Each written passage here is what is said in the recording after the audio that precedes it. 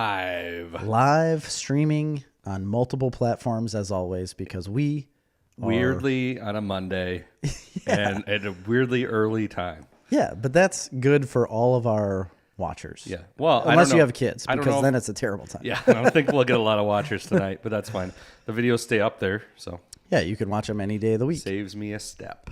It does. It's so nice. But we are late. We are live. That's my fault. I've been out of town. He's been gallivanting around. Cross-country touring. Skiing. The most important thing to be doing in the midst of a pandemic. So that's what they say. They've said specifically on a lot of these news broadcasts, if you're going to do anything to stop the spread of a disease, it's travel as much as possible. Well, to be fair, I haven't traveled anywhere. It was actually a very odd experience because this is and not for any particular reason other than the fact that I don't have to deal with the outside world very regularly in my course of line of work. Right. And your general demeanor is very negative towards other people. You don't want people around you.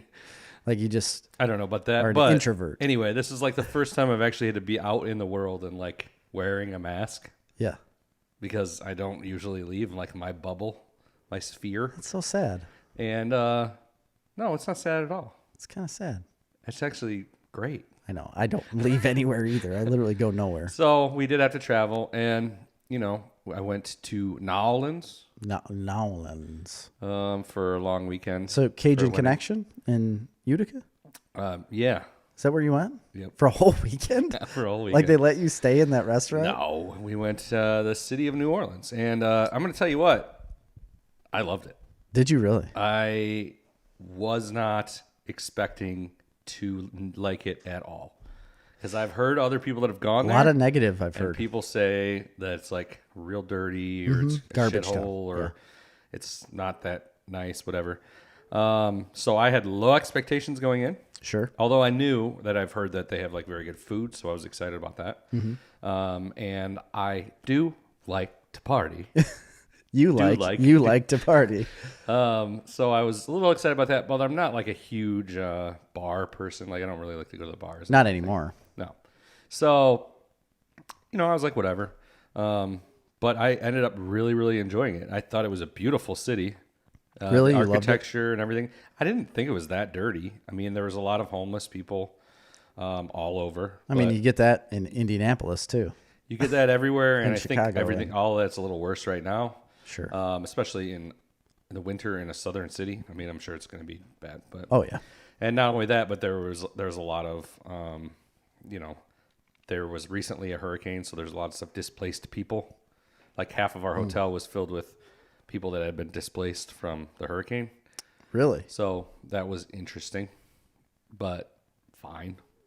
Yeah, I mean, there's nothing you could do about it, regardless. Right, but we were right downtown, right one block off Bourbon Street. Really? Right on Canal Street, the whole French Quarter. We were in the French Quarter, and everything was great. It's I kind of felt okay, there were several things that I found interesting about the city. First off, anywhere you go in the United States, it's kind of the same. In a way. If you're taking out natural wonders. Yes. The mountains or things. If you go to any city, they're all very much similar, I feel depending. I agree. New Orleans is not. It's the most different place I've ever been inside of the United States. Really? And it's how so? Just the architecture. It's a very old city, and it's a very French and Spanish inspired city because it was a French and a Spanish settlement it's before Creole. the United States. Yeah, and that whole Creole thing, and it's not France the country France, but yes, it's that French Creole. I mean, it's its own thing. It is. Their architecture's different. Excuse me. The culture's different. I got COVID, so. Oh, jeez, thanks for saying that on air. I really don't. That was a joke. I really did not have it. Anyway, the architecture's different. The food's different, of course, but the culture's just different. Everything looks different. I really think it was interesting. Also, if you like to go to places where you can just walk around and drink, bomb in and out, like Vegas. Yep. It's like that, but way bigger. It's unlimited. There's just blocks and blocks and blocks and blocks. Really? of just walking down the street. And Because there I being feel like that is getting like more and more rare as we progress. Like as we get older, most cities are getting away from that. not there. But certain places aren't. I mean, Bourbon Street Vegas is one of the only places I feel like you can do that. Maybe can you do that downtown Nashville at all? Yeah, probably. I don't know about Nashville, but it is like a strip of bars. Yeah. But like Nashville is a strip of bars. Vegas is a strip of bars. Memphis has its own street. Yeah. You have a strip of New bars. Orleans is like a city of that. Really? So any street you walk down, and granted, there's Bourbon Street, which is like your real party and dive bars, like. And it's every night, right? It's like all the time. I mean, there was nobody there when we were. The whole city was empty. I mean, this whole city is tourism, and they got to be devastated right now. But I'm sure everything closed at 11 o'clock at night, which was actually awesome. Mm-hmm. So you have to go home at 11 o'clock at night, which is great. You don't want to be around, at late times. It's not safe. Oh, it's not. No, 2 people were shot literally in front of our hotel. That one of the seems nights we like were there it would be an issue. At 3 a.m. Yeah, that's not good. So, yeah, you don't want to be gallivanting around after too late. And I'm like one of those people that feels like secure anywhere. Yeah. And it didn't really bother me. You didn't necessarily not feel secure, but you knew During the day, you knew the boundaries. No issues. But even up to like 8, 9, 10 o'clock at night, fine. Yeah. But, like you don't need to be in certain places at 1 o'clock in the morning. That's not a smart idea. That's interesting to me. Whereas in Chicago, I wouldn't feel like that. Downtown anywhere, in like Oh River no, North never area, downtown. You'd feel that fine. way. You'd be in there till 4 in the morning. Do you think that's because there was such a low crowd, like such a small amount of people? Probably. Because with a small amount of people, that kind of stuff can infiltrate touristy areas. But when it's full of people, you just don't see it as much. It probably still happens. Yeah. You just don't see it because of the crowds. Yeah, probably. But I'm not sure. So did you hang out on Bourbon Street a lot? Is that like the place to be? Yeah, so we generally go out for breakfast in the morning, and like breakfast is a big thing there. Yeah. Had some delicious ones. Yeah, I sent you some good pictures. A lot of Benedicts happening. Had like a homemade corned beef Benedict one day. A lot Corned of Bloody beef Marys. hash. Corned beef hash. So just real quick, if you haven't been keeping up with the podcast and you would like to, our very last episode 105, we talk about our favorite breakfast foods or dishes, whatever you want to call it. And you need to hit that up because you'll learn a lot about our tastes.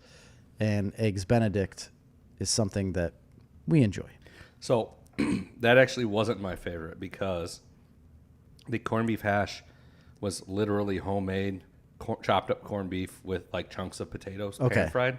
So it's not the dog food edition that I want. That is what I wanted, is the dog food edition. Yeah, that's what I want too. Not that it was bad. I just think at that moment, it was too that fresh. early in the morning and that hungover. Yeah.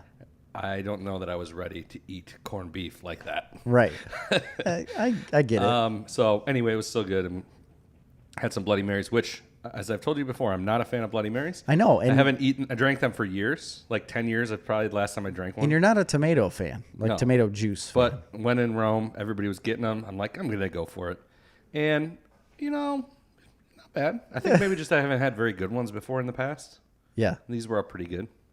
You've had just like the basic Clamato edition of...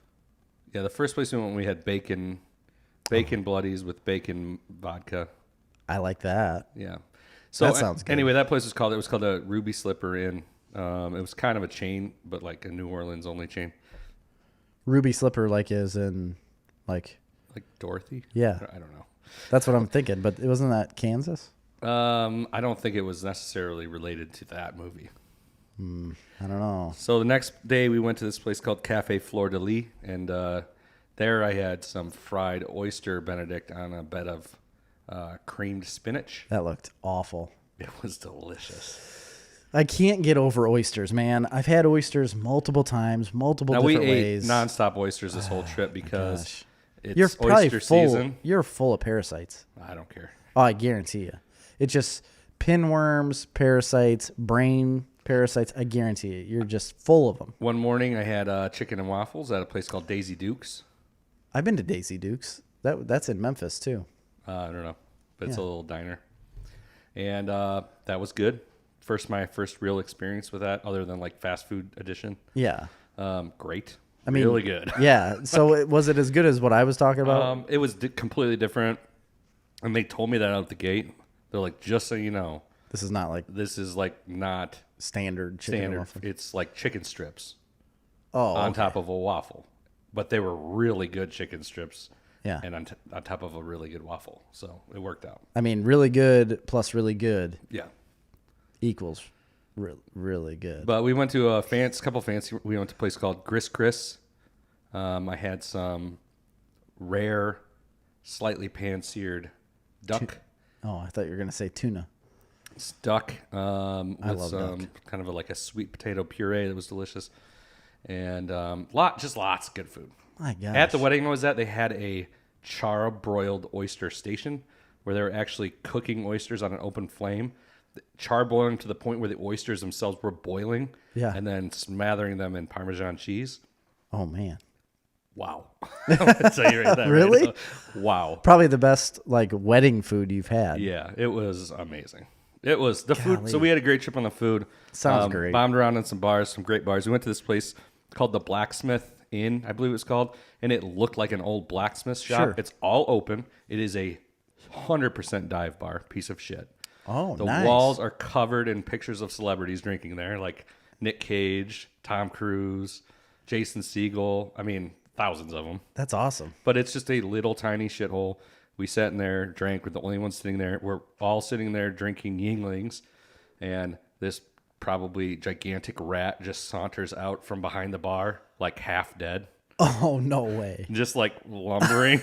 Like you you could just walk up to serious? him, and we're like, "Hey," to the owner, we're like, "Hey, you might want Yeah, take care of check- Splinter over to check here. that out." Any turtles around? And they just grabbed a broom and just swept it out the door. I mean, it's a swamp. It is a swamp, and You're in a swamp. And the guy's like, "Oh man, that's embarrassing." He's like, "I don't know. We don't even serve food here." And I'm like, "That makes it worse." It really does. Like he's just living. That's just like where he goes to sleep. But it's cool. We walked around all over. We went to the French markets. We did all kinds of stuff. It was fun. Gosh, Just it sounds basically so great. walk around and drink, and it's all just endless little shops, boutiques, restaurants, bars, art gallery, this, that. Yeah. We went to an antique gun and saber museum Well, slash that sounds like something I need to go to. shop. It was cool. We went and toured like a plantation house. That was interesting, I guess.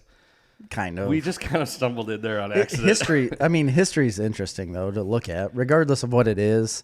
Like I think it's really cool to see how people lived and how people operated like that long ago, because it's so different on what we do now. If you look at generations past of just like technological advancement, it changes the way we live, right? So you go back to any time period and see what they were doing, you're like, man, Yeah. I don't know how These people were dumb. Yeah, I don't know how you live this way. No. Like candles were huge. Like, Yeah, they can had, anybody right now tell me that they actively use candles on a daily basis for anything other than making a room smell good? lots of the streets there are still cobblestone. Lots of the streets still have the oil lamps That's awesome going down to them. me. It's a cool city, and actually, I would highly recommend it. And I never thought I would say this, but I would highly recommend it as a place to go, with two caveats: with a group of friends, Okay. like Yes. a group of people, and you want if you like to walk around and drink all day. And I would probably also say off season. So I wouldn't want to go there when it was crowded, packed. Amy went there for a convention for the medical field. She went there with her boss and went the week after Mardi Gras. Mm-hmm. So Mardi Gras happened. This was in March, because Fat Tuesday's in March, right? And that's like the peak of Mardi Gras that week. So she went the week after. February usually, but yeah, somewhere. Is around it okay? Well, maybe she went the first week of March. Then it was like directly after Mardi Gras, and she was there. Said the same thing. Loved the way the architecture was. Everything looked. Food was incredible. She said super fun because there was like bands playing. This is pre-COVID too. But there was still too. There's just bands playing all over. Yeah, bands playing all over, like jazz bands, and then like literally like marching bands playing. And she sent me a bunch of videos, and she said it was a blast in that aspect. But she said it was very crowded at the time that she was there. It was very hard to move around. And she said once you got past about 8 o'clock, it was time to go in for their group. You know, she was with a different group of people. No, I mean, you want to go in after 8 o'clock. Like at 8 o'clock, she's like, you'd leave a bar. She's like, we're watching this like awesome saxophone player. And then all of a sudden we leave the bar and there's like 3 people peeing in the street. Yeah. Yes. And she's like, that was like every night there was just something like that going on. It's a fun place to walk around day drinking and having a great time. Yeah. But at night, it is a frat party on steroids. Right. But with people that are 50 and over. Right. So if you know, I don't know if I could hardcore recommend it. I mean, I hear they have some nice museums, and some of our group actually did that are incredible. Oh, really? They have a World War II museum that is like world class. I need to go there. And a couple of our friends did go there. We didn't make it.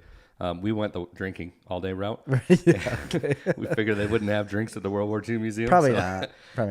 But not drinking like hardcore, but you're just walking around into this bar, have a drink, stay there for 30 minutes, walk down the road, go to the next bar, walk in there. This guy might have a band playing over here. And there was nobody there. That's what I think I liked, you know. Absolutely. I hate crowds. Like, I refuse to go to Nashville. I've been there before. Have you? I've never been there ever in my life. Horrendous with crowds. I bet you it's different today. Maybe. I guarantee you it has to be. And honestly, I felt like first of all, the airport and the plane and all that is like, it's strict, and I didn't feel like anything we were doing really at any time was like unsafe. No, I mean, other than you go to a restaurant and you're sitting there obviously with no mask or anything, and I'm not overly concerned about it. No, but it can't. It's proven fact that disease cannot get you when you're eating. Well, and this is the fun thing about going on a trip right now, the ridiculousness of all of this. So, like, you're in the airport, right? Yeah. And you get to a certain point in the line where there's a guy, like in the security line, where the guy says go. And you walk, and then they wait about 6-7 feet, and then they go to the next person, so everybody can be spaced out going through security. Yeah. But before that point in line, everybody's jammed packed up together. So no COVID there. Yeah. COVID there on the other side of the thing. And it's the same thing with restaurants and bars. And I understand people will say, "Oh, that's why they need to be shut down," but it doesn't matter, because if it wasn't that, it would be the other thing, because people still have to exist. Else. Yeah. You know what I mean? And it's something else. And then our grocery stores are still going to stay open. Right.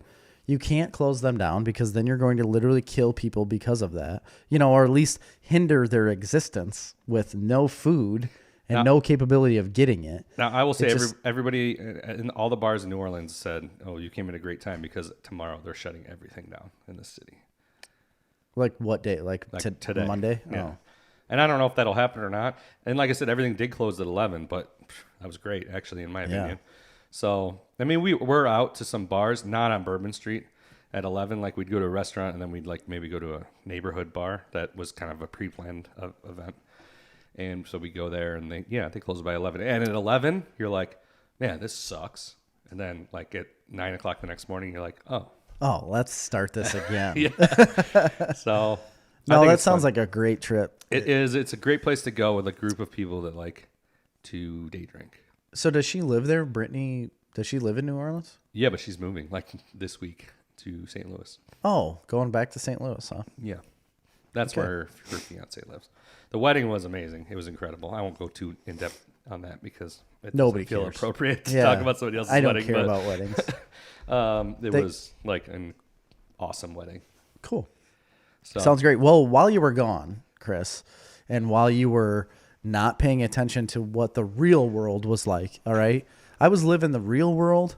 I was struggling out here on the streets, and when I taking it to the streets, and on my Friday off, while I was struggling on my Friday off, I was paying attention to news, and bit of a news hound. This one, it's been a bit of a week on news. It's been the wrong week for somebody that's on a podcast about entertainment news to just completely be oblivious to their phone. I didn't even look at my phone like for the last 4 You know what? days, Good for you, because I was stuck to it and I kept looking at different things because there was a lot of announcements that happened, not for like, I don't know, not for like Warner Brothers or any other movie company besides the ultimate movie company in today's day and age, apparently, and TV show company, and that is Disney.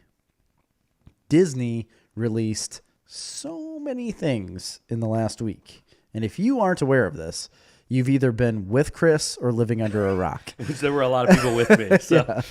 So they had what is called Disney's Investors Day. And it's basically just it's almost like a Comic-Con or like an Apple release day. You know, like how Apple releases a new phone and they have a big event.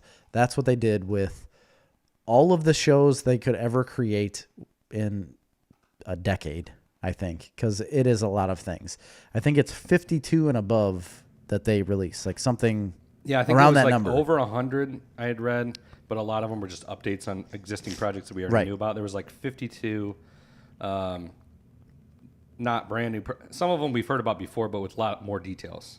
Correct. Basically. They have released a lot of detail on a lot of things, but also a lot of new releases. So we're talking about, I mean, anything from Lucasfilm to Marvel to Pixar to Disney itself. And I apologize if you're commenting. I don't have, my internet is not able to pull up comments right now, so maybe you can check. Oh, really? That out Maybe while we're talking. I'll check that out. But they have released a lot of things, and we are going to go through a comprehensive list of what Disney has released in the last week, because I feel like it's something that everybody needs to know. And that'll probably take a while, but we're also going to do some what we're watching. No top 10 for tonight, but we're doing some what we're watching. I got a couple things, but we're going to talk in depth about Mandalorian because we're a couple episodes behind. I have quite a few things to talk about with what I'm. A couple things, but with what I'm watching. Oh, I only have 2 other things. I really have some things to talk about. To get off your chest. Yeah, I really do, and it's great. Erica Shower says this is making me hungry. Ooh. Or Schuer. I'm sorry if I'm pronouncing your name wrong. It's Scheuer. Anyway, if you're hungry, go check out New Orleans. The French Quarter. Like anywhere. French Quarter of New Orleans. Yeah, go there. Apparently, I'll go with you because I've never been there. I need to go there. Yeah. So where do we start, Chris? Is it working? Because it's saying on my computer it's not. Yeah, I got her pulled up. Okay. Got some people watching. Got one comment. That's all we got is just one comment as far as I can see. But it's showing my beautiful face. There you go. And that's all we need to worry about. I have no internet active, so. You're ridiculous. Do you know how to work a computer? Did you forget how to work your computer on your... Well, we have a new studio computer. I haven't got it hooked up yet, but I got a top-of-the-line Lenovo Legion computer. Where's it at? It's at my house. I haven't... Bourbon Street? I got to set it up. I haven't had time to set it up. I got it when I was gone. Haven't set it up. Oh, my gosh. So where do you want to start? Do you want to start with Marvel first and go down the line with that? You think, Chris? Yes. Sorry. I got to make sure this is working. Yes. Start talking. Okay. So, yes, Disney Plus. Disney obviously owns Marvel now, and they have released a bunch of things. So we all knew WandaVision was coming, right? So they talked about WandaVision, the first Marvel Studios show coming out on Disney Plus. Got a new trailer ahead of its upcoming January 15th release. So that's happening. Then we have the Falcon and the Winter Soldier also finally got a full trailer along with a March release date. They didn't give an actual day, but they said it's going to be in March. And that trailer looks very nice. Very nice. Yeah, I just so watched it actually today. Have been around for a while, but we haven't had a lot of details really. No, the WandaVision's had quite a bit of like teasers. Yeah, so WandaVision had some things. And I come haven't out, watched the full trailer. What did they release a full trailer for that? They got a new trailer. Different footage, I think. Yeah. But the Falcon and the Winter Soldier finally got a full trailer that I had never seen before. I had never seen much about that. But very nice, like you say.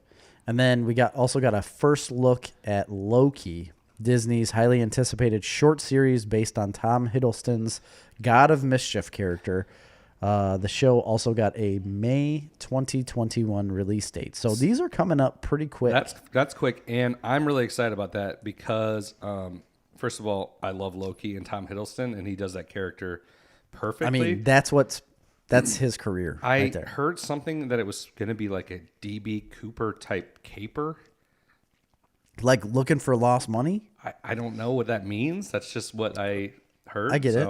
I don't have a lot of the details on that, unfortunately. Loki's a strange dude. Like, he's a very mysterious man. Very mischievous man. Asgardian.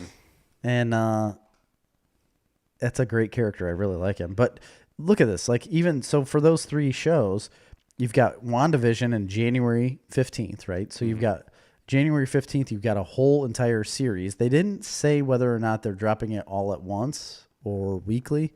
I'm assuming it's all at once. I don't know why Mandalorian's not that way. I bet it'll be weekly. You're right. Mandalorian is not that way, but it was the first season. Yes. So was it? Yeah, the very first season they dropped every episode. No, they did not. Yes, they did, and you could watch them. It was not weekly. I don't think that that's true. It absolutely is. And then the second they dropped like 2 episodes the second season right away, didn't they? Or no? No, they've been doing one a week. Well, anyway, I'm all in for one a week. That's what I want. I am too. I don't thought I would waste my time. Like, I don't want to waste a show all right overnight. For the longest time, I was like, yes, they dropped the whole series like Netflix was doing with Daredevil, and that's what they really started it with. And I thought, this is the way to go. And then I had all of like 10 or 12 episodes in front of me, even 8 episodes in front of me, and I was like, ugh. This is a lot of work. Yeah, well, I don't care about the work. It's just like I can't stop myself from watching it. See, and I'm the opposite. I get into a point where I watch 2 or 3, and then I've overloaded myself with it, and I won't watch it for like 2 or 3 weeks, and then I'm like, oh crap, I got to go back and watch this. Yeah, it's a weird thing. Like, I want that show so bad, and then when they put it all in front of me, I get a little taste of it, and I'm like, well, I got to take a break a second, right? Because I feel like I'm wasting so much of my day. Yeah. Whereas you would love to just waste all of your time. Absolutely. And never do anything productive. That's 100%. Yeah. So I don't know if any of these are going to come. But anyway, so WandaVision coming in January, and then you've got to wait until just March. So February, you've got all to watch WandaVision, however long it takes them to put that out. And then March, boom, Falcon and the Winter Soldier come out. You can watch that. And then boom, May, you've got Loki. I mean, there's not much time in between there. And this is just talking about Disney right now. Right. Not including anything of any other show that you ever watch on any other streaming platform. Which we'll get to. Yeah. But there's more. But there's more. One that I'm particularly excited about, that I wouldn't have said this before, that I was super excited about this. Okay. Hawkeye. Yeah. Coming in fall. I like Hawkeye as a character. I love Jeremy Renner's portrayal of him. But what excited me was this is going to be so based on the Matt Fraction comic book series. Yes. That they're even using the same logo.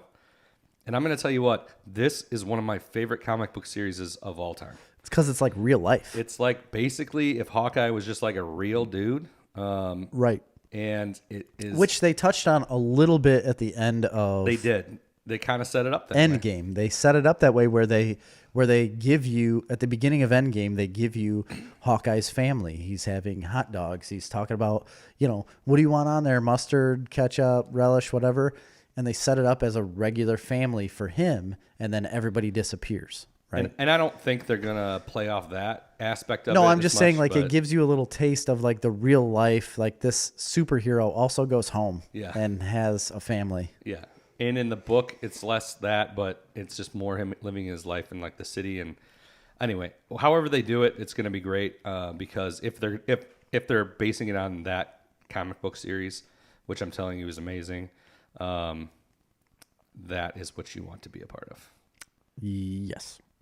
Then we have What If, an animated series from Marvel that features the voice acting cast of many Marvel Cinematic Universe stars.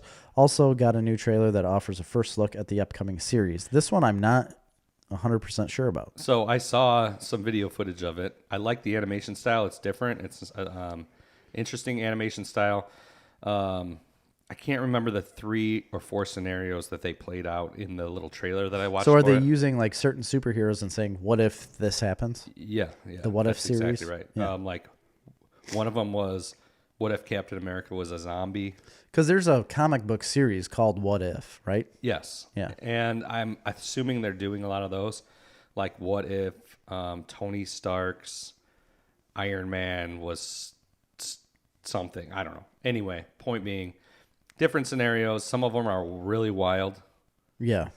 So I think it'll be. I mean, I'll watch it. I don't think it's going to be like my number one big thing, but No, but definitely looks cool. I have to say, like, a lot of these things are not a lot of them, but some of them are a little bit offbeat from what I would normally watch. But everybody said that about Iron Man to begin with. Like Iron Man, everybody was like, why are they coming out with an Iron Man? Nobody reads Iron Man. And then it blew up into something to where we're at now. Like Right. because of that movie, it blew up into where we're at now. So all of these shows, I feel like I have to give a part of my life to. Yeah. And watch them because honestly, I believe it could blow up into something even bigger. And Ian says, I'd love to talk about the new Marvel Star Wars stuff, but right now I'm getting ready to watch Clone Wars and Rebels by rewatching the prequel trilogy, Phantom Menace right now. Hey, tune in. Yeah, stay on board because I Ian, think we're going to talk a lot about that later. We are going to talk a lot about this later because I've just got some stories about this. Or just- it's made me happy. Yeah. So anyway, moving on because we got to move down through these. 3 new series Kevin Feige announced coming to Disney Plus.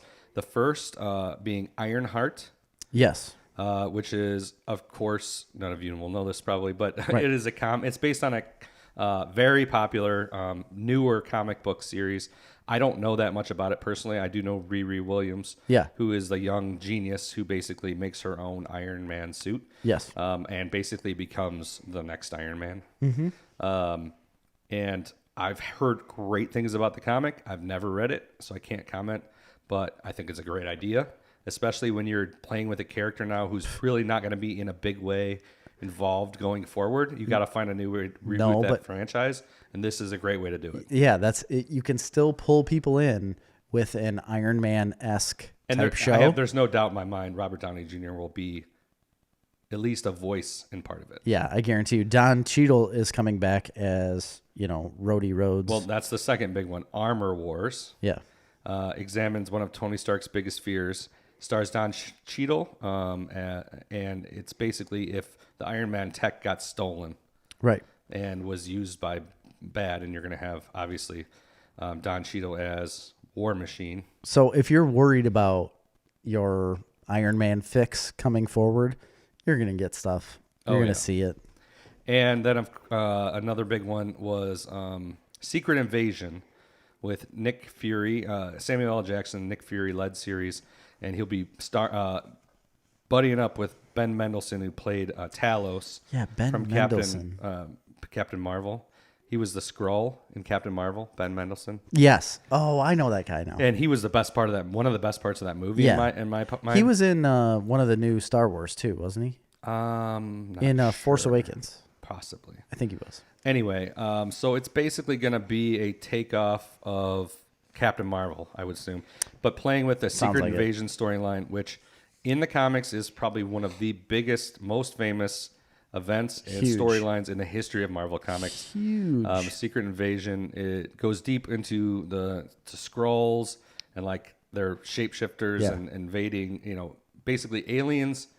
To make it simple, aliens, shapeshifter aliens, embedding themselves into the world. the Earth, and like a big war happening from that. Yes. That will be good. I guarantee it. And that will also, I guarantee, be the linchpin to the movie cinematic universe going forward. That's going to be, in my opinion. Absolutely. And I guarantee you it'll play big into Captain Marvel too. Yes. But as of now, there's no release dates for any of those shows. They just said that these are projects that are in the works. They haven't given a release date or announced when Those those were are gonna all happen. new But those series that were announced that we didn't know about previous. Correct. There was 3 more that we've already announced that we've already talked about that they had updates on. That would be Moon Knight. I'm so excited about that show, Chris. And I want that in my And that's starring eyeballs. Oscar Isaac, right? Yes. Moon Knight is one of my favorite comic book characters. Even though I don't go super deep into the book history. No, but we need to be searching for more of those books. Yeah.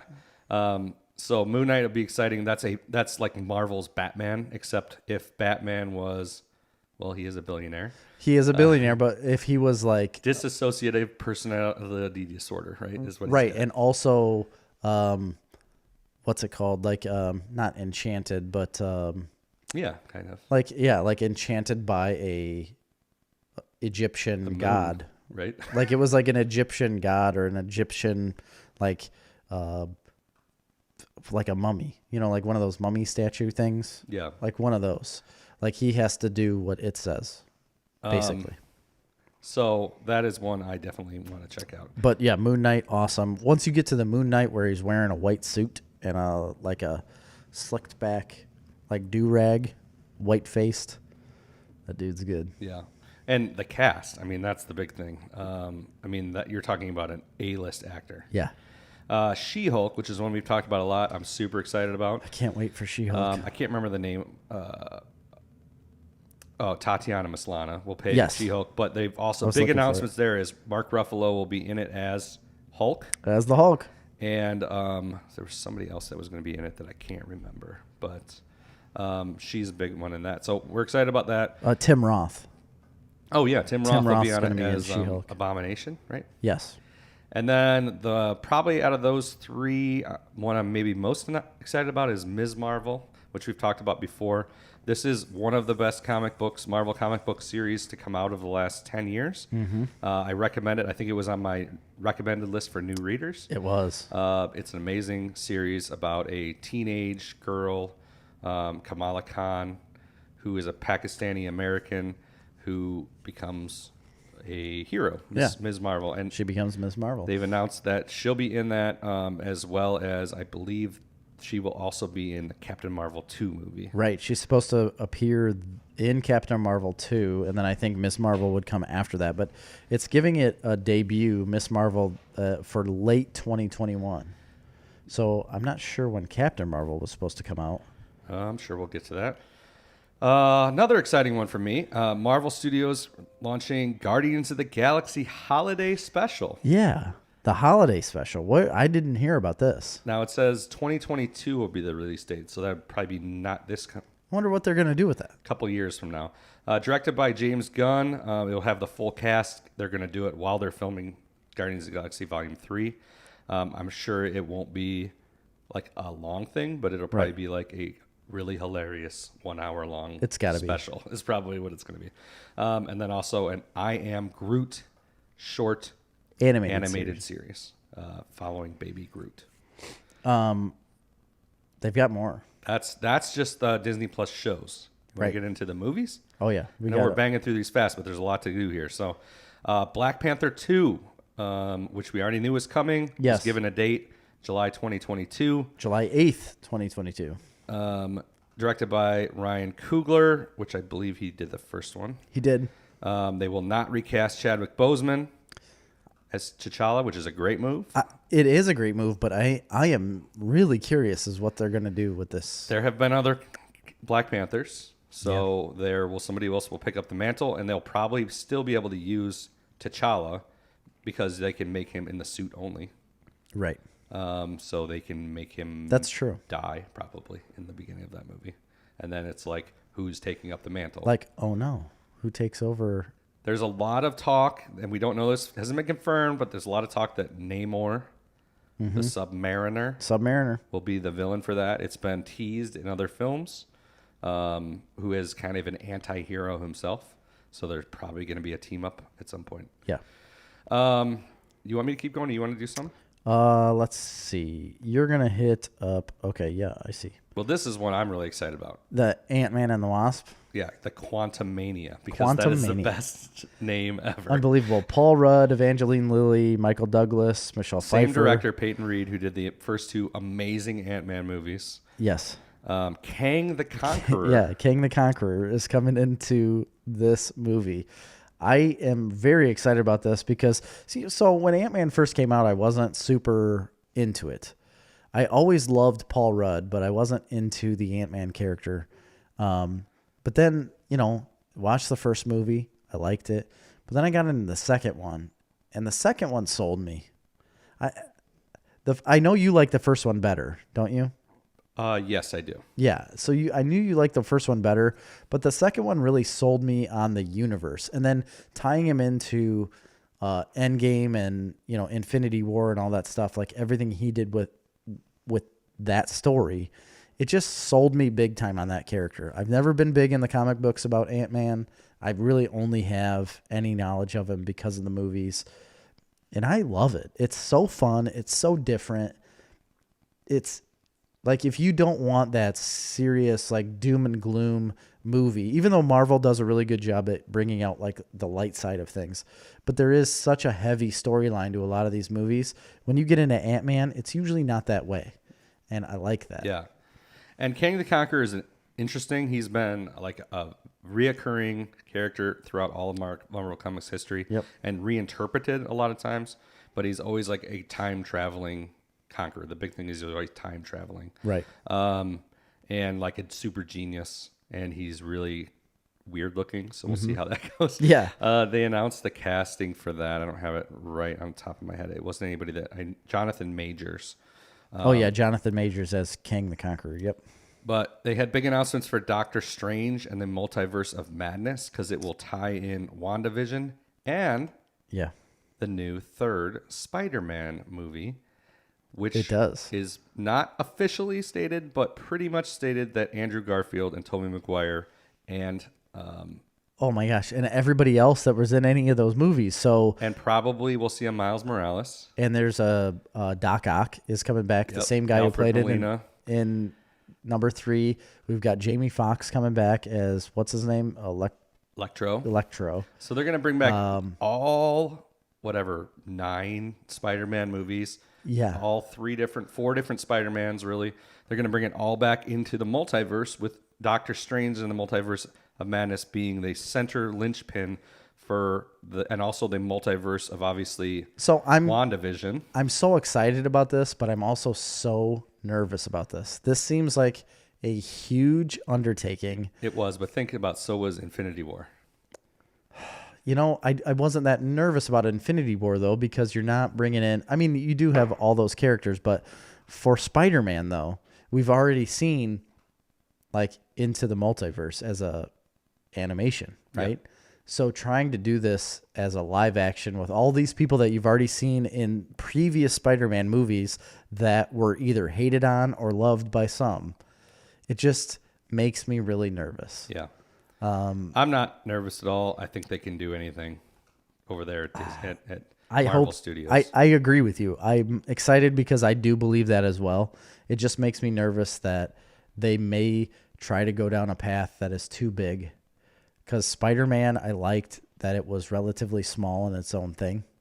Like with the new Tom Holland version. Yeah, it had its own little sub-universe. Yeah, I liked that. I liked having the relief of the big picture of all the Star Wars. I think that's what this is. This is what's interesting to me, okay? They're going to have their main event, but they're making these mini-universes. So Doctor Strange and Star Wars are going to have their own mini-universe. Yeah. Captain Marvel's Secret Invasion is going to be its own Ms. Marvel mini-universe. But they're tying it all together in the middle. They will tie it all together. But I like the fact that we get these little mini universes. There'll be this one here, that one. Yeah. Ant-Man will tie in with Kang the Conqueror, which will tie in with something else. So the big picture of that I like, but I'm saying just for Spider-Man itself, bringing in so many other names and so many other characters and so many other Spider-Mans, I just hope it doesn't overwhelm the story. It worked into the Spider-Verse. So as a cartoon, yes. I think they can make it work. And then probably one of their biggest announcements, the first family of Marvel is making its Marvel Studios debut. Fantastic Four coming. They haven't said when. They didn't release anything other than a logo. Well, they said it's going to be directed by John Watts, who also directed Spider-Man Homecoming. Awesome. So he did a very good job with Spider-Man Homecoming. And if we don't see a John Krasinski as Reed Richards and Emily Blunt as Sue Storm, I'm going home. Right. I will never buy another ticket, which I don't think we'll have to buy tickets to shows anymore. But yeah, they have to put that. There's been such a push on the internet for John Krasinski as Mr. Fantastic. Yeah, he's been pushing it. And we'll eventually get to see a Hulk versus Thing face off, I'm sure. Mark Ruffalo seems to have no interest in stopping playing the Hulk ever again in his entire life. Has Mark Ruffalo made any other money than what he has made as the Hulk? I don't know, but he's constantly talking about it on Twitter, so I think he's into it. So there's a bunch of other previously announced films that they also talked about. Obviously, Black Widow is coming opening May 7th, 2021. Shang-Chi and the Legend of the Ten Rings, starring Simu Lao. I can't say that word name. I don't know, but I'm really excited about that one because I love Kung Fu. They said that's opening July 9th, 2021. We've got the Eternals. That's still a thing. That's coming. Opening November 5th, 2021. Doctor Strange, that's going to be in the Multiverse of Madness. That's not opening till March 5th, 2022. Then there is Thor, Love and Thunder. We've all heard of that movie, right? It begins filming next month. Taika Waititi directs Chris Hemsworth, Natalie Portman, Tessa Thompson, joined by Christian Bale, which has been proven now. I speculated this. You did. Months ago.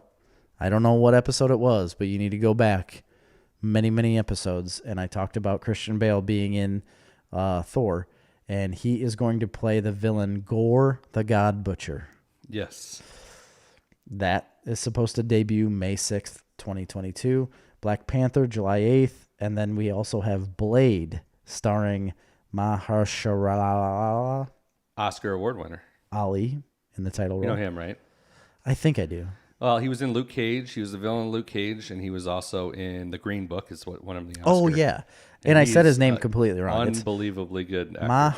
Mahershala Ali. I feel like I'm missing one because I watched a video of something about them announcing that there was another Marvel project in which Danny DeVito was going to be the villain. Oh, I don't know that one. And I don't know, maybe it was a joke. But yeah, Captain Marvel 2, Brie Larson reprises her role along Iman Vellani, who makes her debut as Miss Marvel, opening November 11th, 2022. So Captain Marvel is coming after Miss Marvel. And after Secret Invasion, I think. Yep. And then, of course, Guardians of the Galaxy Volume 3. That's still a thing. We talked about the holiday special, but Guardians of the Galaxy Volume 3, directed by James Gunn, scheduled for 2023 at some point. Yes. So that is all of the Marvel stuff that I've seen. Now we got what? You want to go for Disney television studios for Disney Plus? Sure. Because there's... I was going to go... Yes, go Real ahead. quick, I'm going to run through this and then you can hit yours. So Beauty and the Beast is the working title for Luke Evans and Josh Gad, and Swiss Family Robinson from Ron Moore and John M. Chu. Those are two shows that are going to come to Disney Plus at some point. I love Swiss Family Robinson. So I do too. In development is a Percy Jackson and the Olympians show.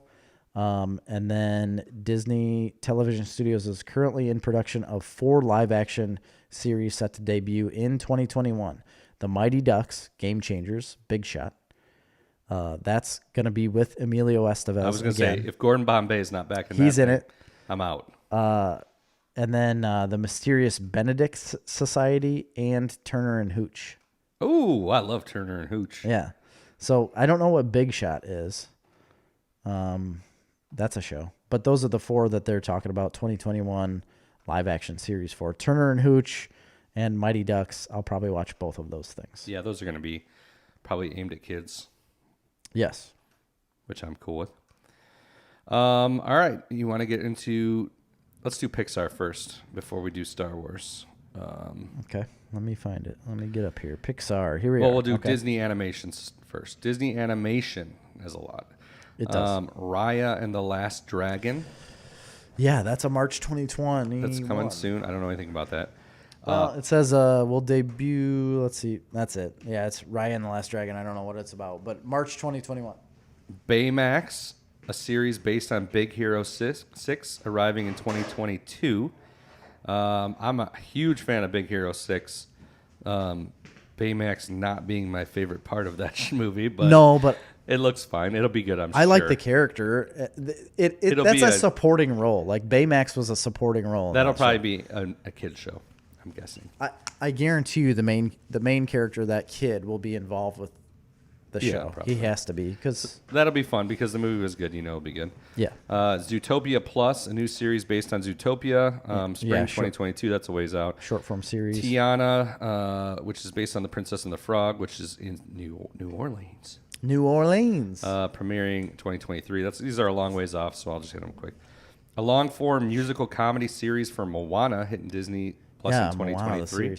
I love that movie. Oh, it's the best. Lin-Manuel Miranda's. I just absolutely love the movie, the music, visuals, the music. is incredible.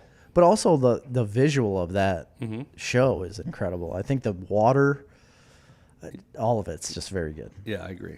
Encanto is a new movie set in Colombia with music written by Lin-Manuel Miranda. There you go. In development.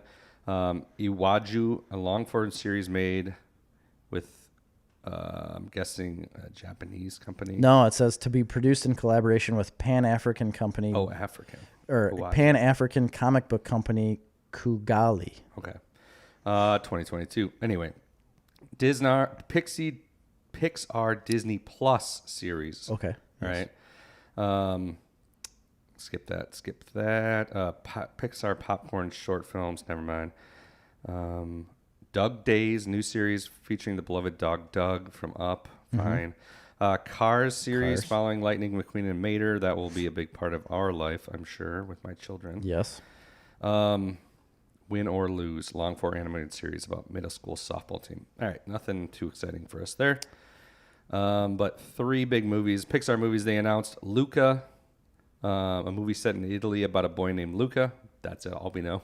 Yeah, it said previously announced and scheduled for theatrical release on June 18th, 2021. Lightyear, origin story of Buzz Lightyear, voiced by Chris Evans. Yeah. Summer 2022. So that one sounds interesting to me. yeah, I mean, I like Buzz Lightyear. All of your kids have been obsessed with Buzz Lightyear. So that'll be one everybody in the world watches. yeah, we will all have to watch that. Turning Red, about a 13-year-old girl going through puberty that transforms into a giant red panda when she gets excited. Okay. You know, I've always said, this is what I've always said. If you were to read most stories like out loud, you just read them out loud to somebody without any context at all, everybody would say every story sounds ridiculous. You know, if you read about Star Wars to somebody, or Star Trek, or Lightyear, if you just talked about Buzz Lightyear, you never heard about him before, you would think that sounds ridiculous. I'm going to give it the benefit of the doubt I'm and sure it'll say be great. the It's same Pixar. thing. Yeah. Yeah, so that's it for Disney and Pixar that I have, unless you have something No, else. that's all I got. Yeah, we talked about there was a couple things, big things that FX announced. Do you want to talk about those? Yeah, I got to find my FX portion of my page, because I got a different article than you that I like better. Okay, well then maybe you should be talking more than Nope, I don't have any FX on here. I got to go to the other article. All right, FX. Here's a couple that they released. Will Smith and Chris Hemsworth will star in a series for National Geographic. I'm sorry. Oh yeah. That's a nature show, I'm sure. Yeah, Welcome to Earth. Exploring the limits of the human body. It says follow Smith as he embarks on an awe-inspiring journey to unlock the secret of his planet's most extraordinary, unexplained phenomena. And I will say, Will Smith produced probably one of the really great nature documentaries called One Strange Rock. Yeah. That's totally worth watching, so check that out. So Chris Hemsworth is doing one called Limitless. Oh, that's 2 different ones. Yeah, there's Welcome to Earth with Will Smith, and then Chris Hemsworth has Limitless, where it explores the limits of the human body, which I think shows him diving in the Arctic waters. That sounds really cool. And then for FX, Noah Hawley, who did one of my favorite shows of all time, Fargo, and also Legion, which I watched most of, but I haven't finished, which is a really strange show, but very interesting. He's making a new Alien show Yeah. for FX and Hulu. Hasn't been announced yet. But obviously, we here are big fans of the Alien I movie am a franchise. huge fan of Aliens. So that is something that's exciting. The other things they announced was on more seasons of It's Always Sunny. It's renewed for 4 more seasons. And I feel like Isn't that insane? Every year those guys are like, yeah, this will probably be the last one. And now they're doing 4 more, and they've already had like 23,000. I don't think it's that many. I think they're on 14 or 15. It's a lot. But either way, they're going to make it close to 20, at least 20 seasons of a great show. It is a phenomenal show. There's a lot of listeners that enjoy that show a lot. It's really funny. My wife despises it. Oh, I love that show. I love it as well. I always have. It's very good. There's also Why the Last Man that I'm super excited about, that we've known about before, but they released it again. It's for sure going to happen. Diane Lane is starring in it as I'm assuming the president. Oh, yeah. I am so excited about this show. I hope they didn't screw it up. I just need this show in my life. I need it to depict the comic book literally to a T. I don't want them to change a single thing. I'm excited that it's an FX Hulu joint project because it will allow them to do whatever they want. Right. I don't think there'll be any content restrictions except for there maybe nudity, which there's a lot of in the comic. But you don't need it. It's not necessary. Well, there's certain parts of it you do need, actually. But they could probably get away with it. But yeah, I think they can. And there's nothing more in my life that I want than this show. Now. I'm very excited about that. They've announced a bunch of new Hulu movies too, like they did Palm Springs. So they're gonna have more original movies like that. We forgot to talk about they're doing an Ice Age spinoff with Simon Pegg, starring Simon Pegg. It's called Ice Age Adventures of Buck Wild. Will star Simon Pegg as the voice of Buck. That's all I know. It premieres 2022, but Ice Age has done very well for Pixar. Yeah, not Pixar though. Is it just Disney then? No, it was a Fox property, whatever their Fox's version of that was. Okay, so they bought that though. So it's a Disney property now. This is all Disney stuff. FX also bringing back the show Atlanta, which I loved that show. I never watched that. That was really, really good. That has, I always forget the guy's name. He's super famous, but...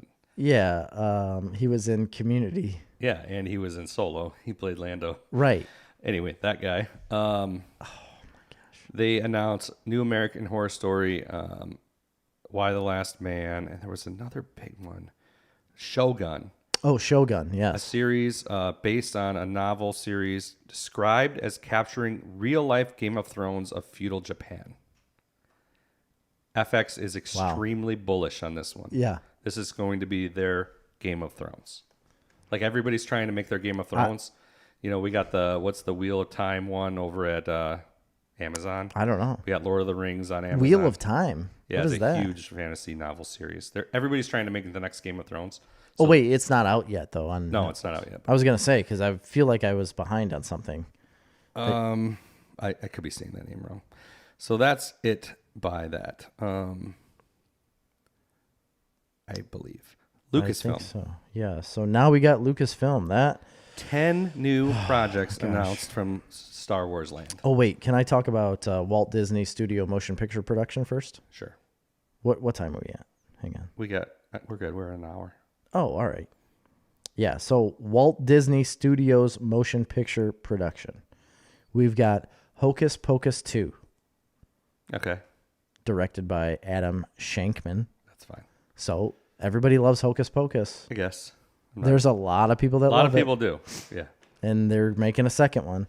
3 Men and a Baby reboot with Zac Efron to be released on Disney Plus in 2022. Okay. I bet you that makes money. Oh, yeah. Because there's a lot of people out there right now that don't know about 3 Men and a Baby. If the Goot's not back in that, he will be. Mr. Steve Guttenberg. And then there's Safety, a drama about a college American football player premiering on Disney Plus December 11th. So that is today. Is that today? That was 2 days ago. 3 days ago. Cheaper by the Dozen is happening again. Flora and Ulysses, I don't know what that is. And then Sister Act, a revisit film starring Whoopi Goldberg, who will produce with Tyler Perry. There's also a Chip and Dale's Rescue Ranger hybrid live-action animated film starring John Mulaney and Andy Samberg. Well, I'm definitely in for that. Yeah, due spring 2022. The more I read into that, I was like, wow, Yeah, I want to see this. I loved Chip and Dale Rescue Rangers when I grew up, so that sounds good. I would assume John Mulaney and Andy Samberg are Chip and Dale. Yeah, I would assume that. Mulaney will be Chip. Yeah. And Samberg will be Dale. Pinocchio is directed by Robert Zemeckis and starring Tom Hanks. And they'll go back in time. Huey Lewis and the News to provide the soundtrack. Yeah, I don't know what they're going to do. And then Peter Pan and Wendy, starring Jude Law as Captain Hook and Yara Sahadi as Tinkerbell. All right. Because we need more Peter Pan. Lots of Peter Pan in the Disney world. Disney can't get rid of Peter Pan. No.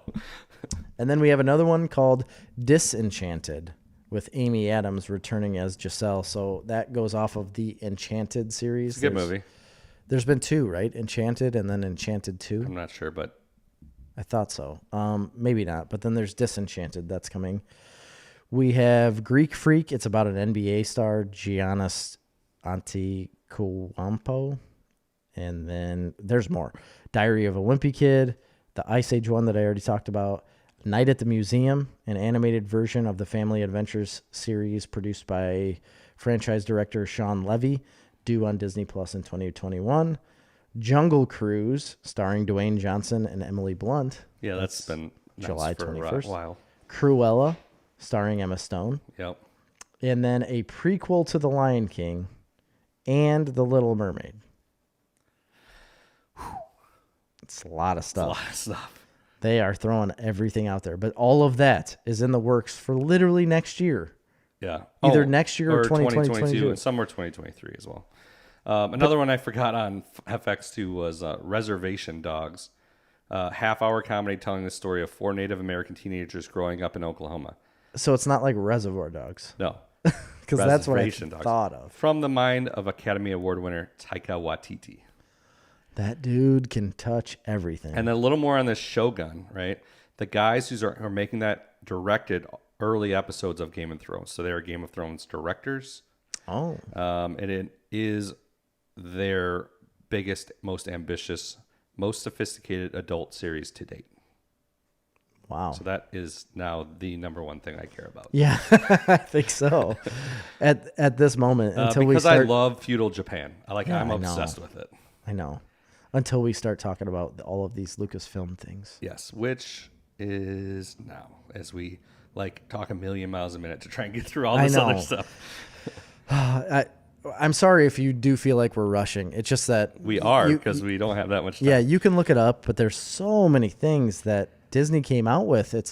This is really unprecedented to see a release of this much content for one platform. Yeah. You know, it's unbelievable. So Disney Plus, and Disney in general with Lucasfilm has released what, Chris? Lucasfilm. We are looking at several things we already know about and a bunch of new things. They've announced that there's 10 new... Wait, time out. Yes, they have released these shows. Also, have you heard the rumors about the whole new president thing of Lucasfilm? No. So, Kathleen Kennedy is outed. Yay! She's done for. She's not the president of Lucasfilm anymore. Which, goddamn, give her all the respect in the world. Absolutely. That woman has produced all of the biggest movies in the history of the world. Right. She's done a very good job. Star Wars, including Indiana Jones, E.T., everything. Yeah, she's done very good, and we'll probably talk about her in a minute. But I had heard rumors that they were going to... So from the time she's outed until they find a permanent replacement, they were going to put George Lucas in there as the president of Lucasfilm, right? I had heard that, yes. I heard that as well. Now, that's not what's going to happen. They've basically named Jon Favreau as the president of Lucasfilm. Well, that's the smartest thing they could ever do in the history of mankind. I came. Yeah. I can say that. I did. Probably assisted closely by Dave Filoni. So they were talking about how Dave Filoni, Jon Favreau, and George Lucas are working hand in hand with each other on everything they do. George Lucas has been very involved. I believe. It's my understanding is. He absolutely has been. And they've been working hand in hand, involved with everything Star Wars from here on out. There is going to be a movie that we talk about, I think, within this release. Once I find it, I'll tell you it. That they aren't real sure about. And to be honest, what I've heard as rumors is that those three men are working to try to get the most recent Star Wars movies that have been released, the last three, as Star Wars Legends movies rather than canon. Yeah, and which I find interesting because Dave Filoni was involved in the script process, and so was George Lucas. Not directly, but they used a lot of his ideas. So I think that's interesting, but clearly people want to forget that they existed. So they're going to allow us to do that. And yes, there were certain aspects of what George Lucas wanted that apparently he wasn't happy about. And then Dave Filoni wasn't happy about it either. I was watching this whole YouTube series of this guy that gets some information that I had never heard of before. Whether it's true or not, I don't really know. But everything he's talked about is starting to come to light. Yes. Where with the whole George Lucas, and Jon Favreau thing. So if Jon Favreau does actually become the president of Lucasfilm, which looks like that's going to happen, I think there's going to be a lot of changes in the future of what happens with Star Wars. And I do believe that a lot of the feature films that come out later on are going to have a different direction, and they may be taken as canon rather than... Right. I think what you'll see is instead of a series of movies telling stories, it's going to be a universe that's explored more deeply, just like the Marvel universe. Right. And it's going to be guaranteed tied between shows. Oh yeah. And big budget movies or theatrical releases. Right. So I'm really excited about that. I wanted to get that news out there real quick just because it really changes the way I think about Star Wars going forward. Correct. So they not only announced the 10 Star Wars series coming to Disney Plus, they gave details about a few of the other movie projects, and additionally the final Indiana Jones movie, which is already in pre-production, which will be released July 22nd. Nice. Here are some of the series. 2 new Star Wars shows, both spin-offs of The Mandalorian, announced. Rangers of the New Republic. Mm-hmm. From Jon Favreau and Dave Filoni. Probably starring Cara Dune. Most likely. And Ahsoka. And it's set in the Mandalorian era. Yeah. So, like the era that you see the Mandalorian show in right now, it's set in that time frame. And Ahsoka, which we'll talk about more later, as we know, my favorite Star Wars character of all time. Right. And also recently portrayed in The Mandalorian by Rosario Dawson. Those 3 shows are going to be one show. The Mandalorian, Rangers of the Republic, and Ahsoka will be like your Arrow, Flash, and thing where they're going to be crossing over. And they're going to be so much better. And they're going to be building to crossover events, and they're filming all in the same way, which is very cost effective. And also very not CGI, but like a physical prop type filming where they're bringing kind of, except they're filming it in a room of. No, I know, but when you watch The Mandalorian, there is a lot of physical props involved, like physical characters where it's like rubber mask people and that type of stuff where you didn't see before. Well, I mean, we did see it before, but we haven't seen it in the past where it's all been CGI characters. Yeah. If they're an alien, it's a CGI character, rather as now we get like a toad creature carrying a sack of babies on her back. Like we haven't seen that in a long time. Basically, since Return of the Jedi, have we seen anything like that? And it's fun. Yeah. The Star Wars The Bad Batch, an animated series about the Bad Batch of clones, which were in the newest season of the Clone Wars. If you've seen that, you know what we're talking about. Yes, sir. That will be a Disney Plus. Basically, it'll be a spinoff of the Clone Wars animated series. That aspect of that final season of Clone Wars was like my probably least favorite part of the last season. Yeah. But I'm in for it. I mean, I'm totally going to be in for it. Yeah. Everybody's going to watch that. Star Wars Andor, starring Rogue One's Diego Luna. That will be a spin-off or prequel of Rogue One's and his character in Rogue One. A spy thriller. Your spy thriller, which we've been they've been talking about for a couple of years now, or a year now anyway. Yeah. So we got officially a name, I guess, is all we really have on that. Yeah, I think it's great. I saw a teaser trailer today on YouTube I didn't about see that. So Cassian Andor, he was in Rogue One. He's one of the pilots, and they just gave a little bit of a teaser. He's just kind of with a Han Solo type character. he is a Han but Solo type character. No, more of a spy though. He's like a spy for the Republic, right? That's Yeah, what he is. pretty much. It's like an embedded spy. It gave a good depiction on just how the actor felt about it. Basically, that's what the first look was really about. He said he was really excited to be involved with the movie Rogue One and to go out and promote the movie. He's like, but at the premiere, it felt like the end. He's like, we were done. It's just a one movie and there was nothing else. He's like, it was the first time in the Star Wars world where it was just like one and done, and that was it. He's like, so as soon as they contacted me for a show about my character, he's like, I was over the moon excited. And then they started showing how the set was created and how they were starting to film on the sets and what they were doing. And again, a lot of physical sets, a lot of physical characters, a lot of filming like they did The Mandalorian. When they showed footage of what the sets looked like and the people dressed up, it felt like Mandalorian to me, even though, it looked like Rogue One, but it felt like the way they were doing Mandalorian, and that crap makes me excited. Yeah. Looks really good. All right. The Acolyte, a new Star Wars series helmed by Russian doll creator Leslie Headland. Yes. Wasn't a fan of that show, but that's fine. Set in the High Republic era of the franchise, coming to Disney Plus. They've been teasing a High Republic show for a couple of years now. We've not got a lot of details on it still, but it's interesting. We're talking about, I don't know how, thousands of years before any of the events that we're familiar with in the time of the High Republic. So when the Republic was, at their height, and, it's going to be a lot of more, I'm guessing, I don't know. What do you think? It's going to be, if you've ever played Knights of the Old Republic, the video game series, which was super popular, will be really fun. It's going to be very much like that. It's definitely going to be different. I think they say it in Star Wars. They're like, when they talk about the lightsaber, Obi-Wan Kenobi in the first Star Wars movies, an elegant weapon for a more something time, sophisticated, civilized time. Yes, that's going to be more like it. Like they're knights. You know? Like Knights of the Old Republic. Yeah, basically that's what they are. And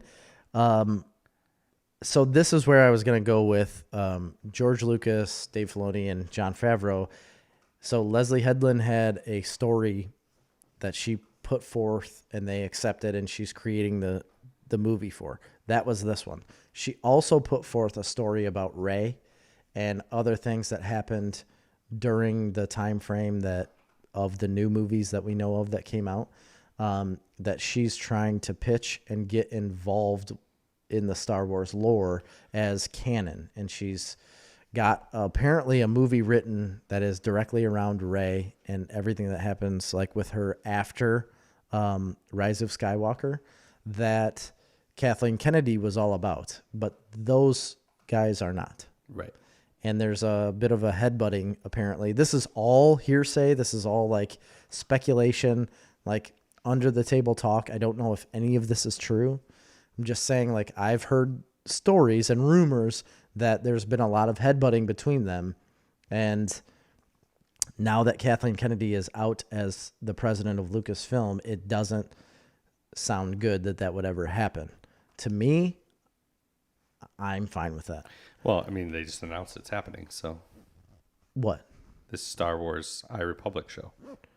No, the High Republic, but I'm talking about Rey after. Oh, I see. She's created another thing. So this was done. And that's what brought her forward to say, oh, you can create things that we like. I see. I gotcha. And now that we like what you're doing, pitch us something different.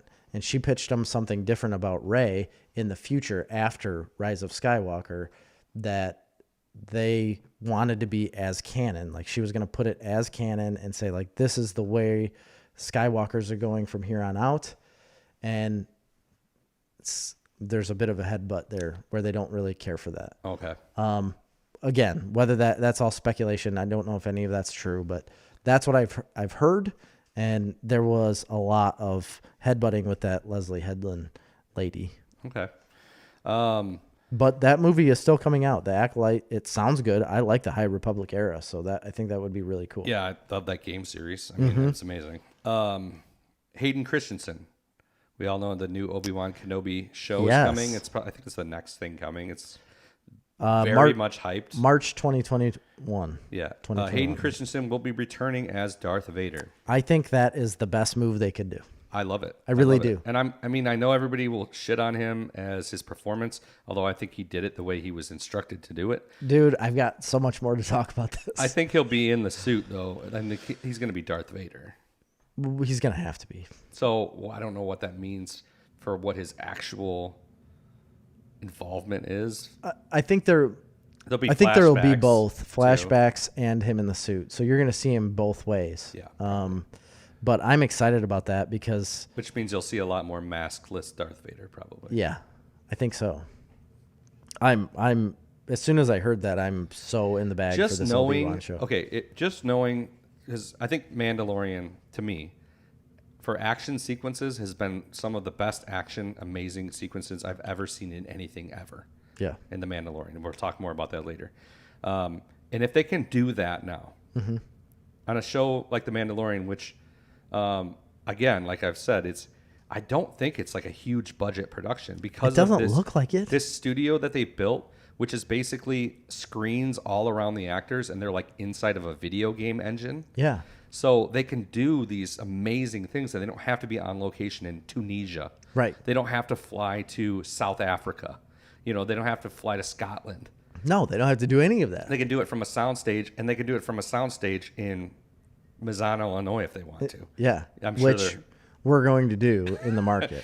My point is, so they can really focus on these amazing action set pieces, and they have been. And Darth Vader, with somebody that's less stiff, right, has the potential, action-wise, to be one of the most dynamic things you could see in Star Wars. For sure. And Ahsoka Tano as well, and they're going to do that, obviously. Oh, We've already seen some of that. I mean, because she, as a fighter, is probably, from what we've seen in cartoons, the most dynamic character. Yeah, the most... As far as her fighting style, which is kind of almost Sith-derived. I don't know if you've caught on that, but go ahead. Yeah, she's very... what is it? Agile. Fast and, jumping acrobatic, around. Yes. Very similar to Yoda as well, though, if you watch him in the Clone Wars. Yeah. He does the exact same thing. He walks around with a cane, but then flips and jumps and does whatever. So where are we at? Did you talk about a droid story? No. So that is also another one. That's literally all we have. I have nothing else besides a show or a movie. Is it a movie? Well, it will be starring R2-D2 and C-3PO plus a new hero. Okay. That's all I know. It's just about droids. The It'll droid story. Probably be a kid-related thing. Maybe animated, but we'll see. And then kind of skipping out of the Star Wars realm, but it is still Lucasfilm, Willow. Oh, yeah. As previously announced, Lucasfilm is revisiting the property created by George Lucas with Warwick Davis returning in the title role, set to commence shooting in Wales in March of 2021 to debut in 2022. Movie still holds up. I just watched it not long ago. It's great. It absolutely does. I mean, there's a lot of walking around. Yeah. It's a little slow in the beginning. The beginning's ridiculous, but love Willow. Star Wars Lando, a new event series coming to Disney Plus, so it'll probably be a limited run series. I'm assuming starring the aforementioned, can't remember his name, dude. Donald Glover. Donald Glover. I was going to say Danny. But I don't know. Donald Glover. Could be, though, with Billy D. He might be involved. Actually, you don't know. It could just be Billy D. I just don't think so. Okay. Well, and then Star Wars Visions, another upcoming anime anthology series coming to Disney Plus. So I like anything animated and anything anime, so I'm into those. There's a Star Wars feature by Taika Waititi coming as well. It's a development. Any more details on that? No. I don't think so. I have no developments on that. Rogue Squadron. Yes. This is a Patty Jenkins movie. She's going to direct next feature of Star Wars universe. She did Wonder Woman. She did, yeah. But this is a feature film, by the way, and it's set to open December 2023. So that'll be really fun. I always played a Rogue Squadron game on Nintendo 64, and it was like I'm playing incredible. a Rogue Squadron game right now. Yeah, on as Xbox. am I. Yeah. Hey, did you start playing that? I've very little, but I have played a little bit, and it seems like it's going to be very difficult. But Correct. I feel the exact same way. So I played it in front of my children, as both of them were grounded from games Nice. because of their actions from a previous weekend. And I sat there playing the Xbox in their room in front of them while they were grounded. Great game, though. I mean, it looks amazing. it's fun. It's fun. I don't know how long it'll give me entertainment value, but I was in the same boat. I sat there. I played like a mission because the missions are relatively lengthy. I played a couple missions, finished it up, and I was like, I think I'm done with this really for the night. That's why they priced it a brand new game at $19.99. Yeah. I mean, I like it. It falls flat in the way of like, this is all it is. Right. There's nothing else after this. So We'll see what happens in a year. Well, yeah, you don't know. So what I talk about, Rogue Squadron. Okay. Then you also have, you talked about Indiana Jones, the next installment of the franchise starring Harrison Ford. Oh, man. He's going to be 90 years old. I'll take it all. He doesn't have to. You can make something different. You know what I mean? I know. It says directed by James Mangold. What did he do? He did a lot of things. I don't know. I have no internet on my computer, so I've got nothing. It's in pre-production for late spring 2021 start, and it's scheduled to open in July 2022. And then we have Children of Blood and Bone, based on Tommy Adiyama's novel about a young African girl's quest to restore magic to her people, the Magi. Lucasfilm will partner with 20th Century Studios. Children of Blood and Bone. I mean, the title in itself sells Sounds me. cool. I don't know what else I would do but watch that. I read a book called Blood Meridian, and it was like the greatest thing ever. So, Children of Blood and Bone, I'm all for it. That tracks. Yeah. I mean, it has blood. Yeah. Both it says blood. Yeah. That's why Did you watch the Vin Diesel blood-related movie? No, I would never. It's Vin Diesel. Oh, man. Probably is good. I don't think so. So that was all of Lucasfilm that I'm seeing. So what are you most excited about on all of that? Let me look through here. You know, out of all of that, it's where we started with the whole Lucasfilm thing, where we were talking about, where do we have it? So, like, Obi-Wan, I'm really excited about Obi-Wan, but the Ahsoka Yeah. and Mandalorian and what was the other one? Rangers of the New Republic. Yeah. Those three tying together, of course, with Obi-Wan too. Like, I will watch that in a heartbeat because of the whole Darth Vader element to it, which you have to have. Now, looking back, when you think about Obi-Wan, you have to have that element of Darth Vader involved too. But those three, like Rangers of the New Republic, Ahsoka, and whatever they do with Mandalorian, they've already talked about having at least 4 to 5 seasons of The Mandalorian going to happen. So, I mean, that in and of itself is better than any movie that you could give me, I think, at this point. You know, and there's also still the aforementioned, they didn't give any updates, so I don't know if they're still happening, but they're still in the mix. They're saying there's a Kevin Feige Star Wars movie coming to theaters. They're saying there's still a Rian Johnson trilogy of movies coming. They didn't release any more details of that. He did The Last Jedi, obviously, which upon rewatching recently is much better than you remember. Except for like the whole middle of it. Right. And then another J.D. Dillard Star Wars movie that's apparently Wow. on the, I don't know who that is, but no, but I'm just saying, like, all of these movies that are still out there, they haven't released them yet, and it's not like they really needed to. They released so much crap in one day. The Rangers of the New Republic is starring Cara Dune. That sounds great to me. And I really like her in that show. Lando appears to be starring Donald Glover. I'm finding another site with a little more information. And The Acolyte, they didn't really release more. A mystery thriller. I don't know. That one makes me a little nervous. Yeah. I think it'll be fine. It doesn't hold my attention at the moment. Right now, all that holds my attention is the whole Mandalorian era type stuff. Yeah. It's just killing it. It is absolutely destroying everything else on TV right now. I just don't know how you can get any better than this. So with that, we got some time left. You want to talk about what we've been watching?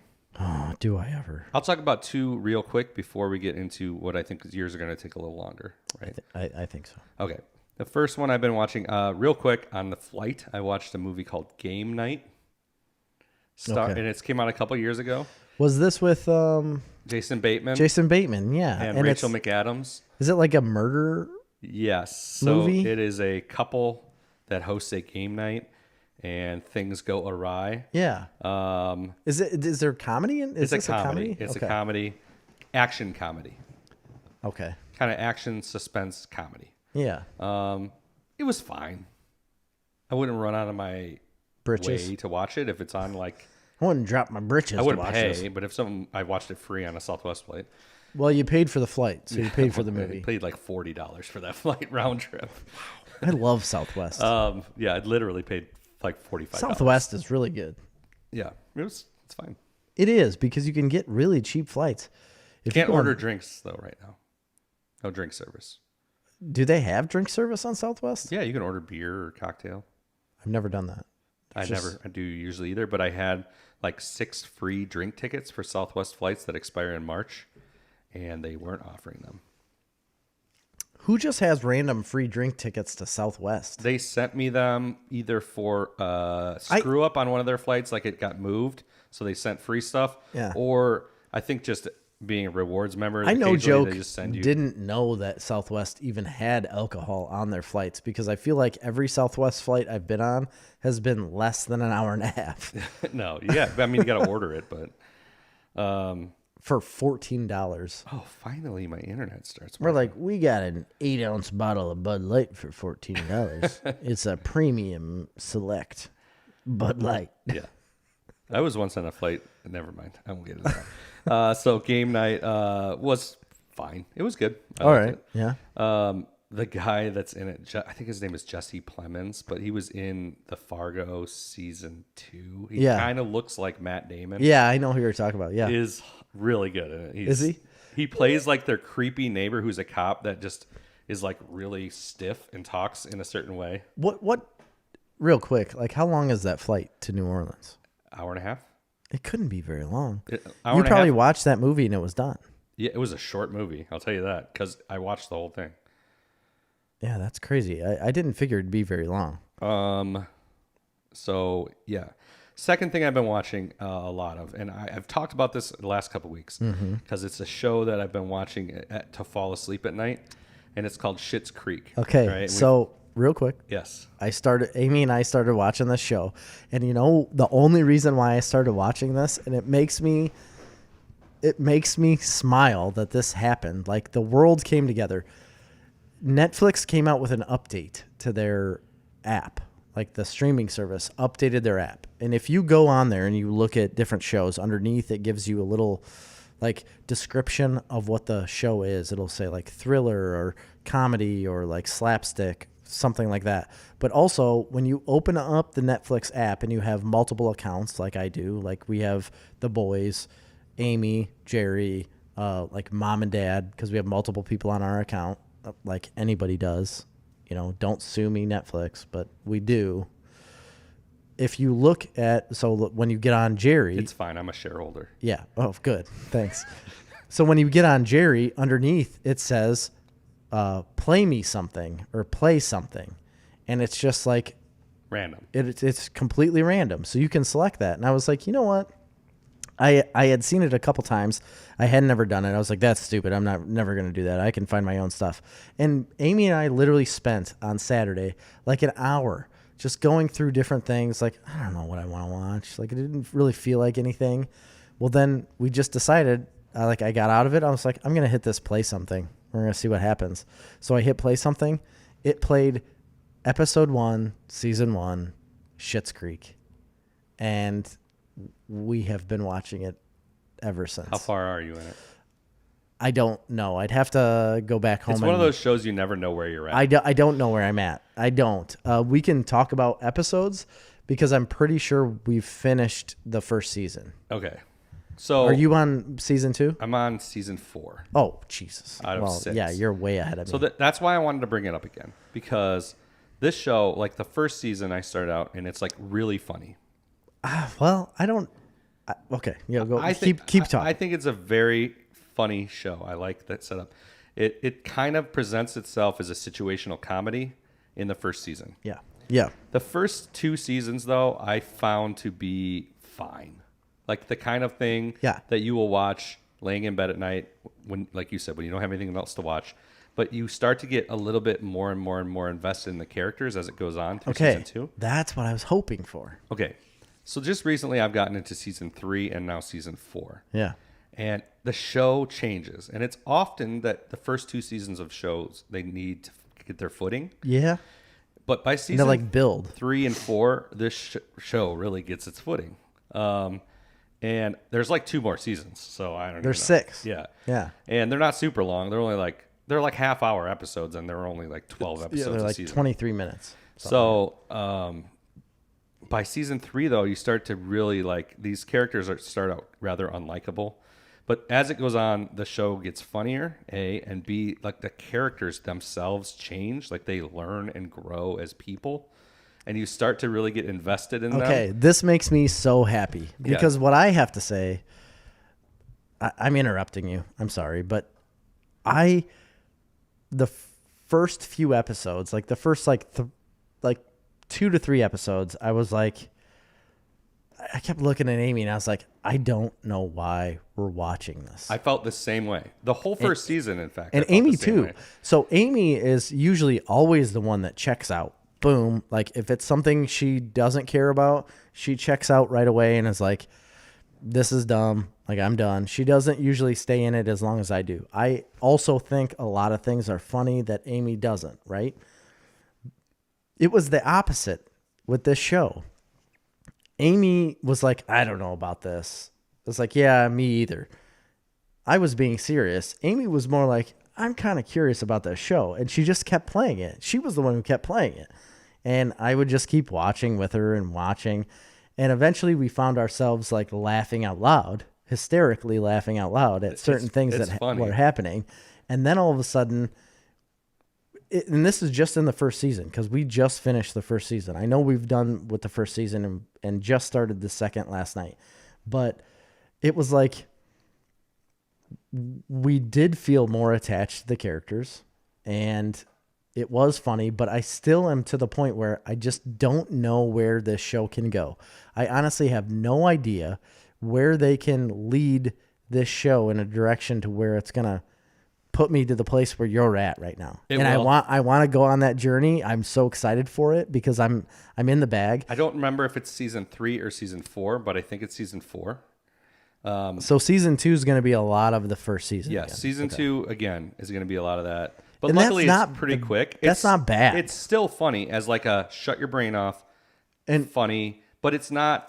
I like that it's not like other situational comedies. It's not like corny. It's shot like a movie almost. It's shot it is absolutely different, and the acting is tremendous. Very good, like across the board. I'm not against what's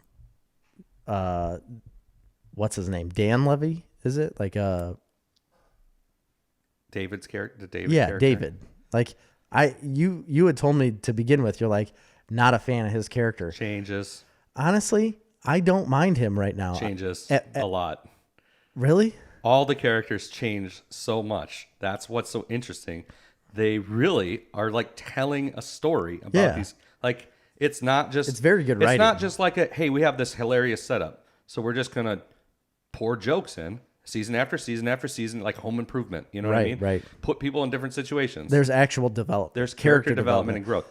I'm not a big fan of the mom's character right now at all. And she starts to grow on you more too because she's very unlikable at first. Very. But they all are to a certain extent. But all of their characters start growing as people. Okay. And they're lovable, and you fall in love with them. Which as people. Honestly, now that I look at it as a big picture, you would assume that should happen because of the situation they're in, because of the people they're around. People, yeah.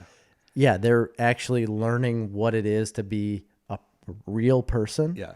Because they were so removed from society to begin with that being thrown into the situation they're in, the only way they can survive is by changing.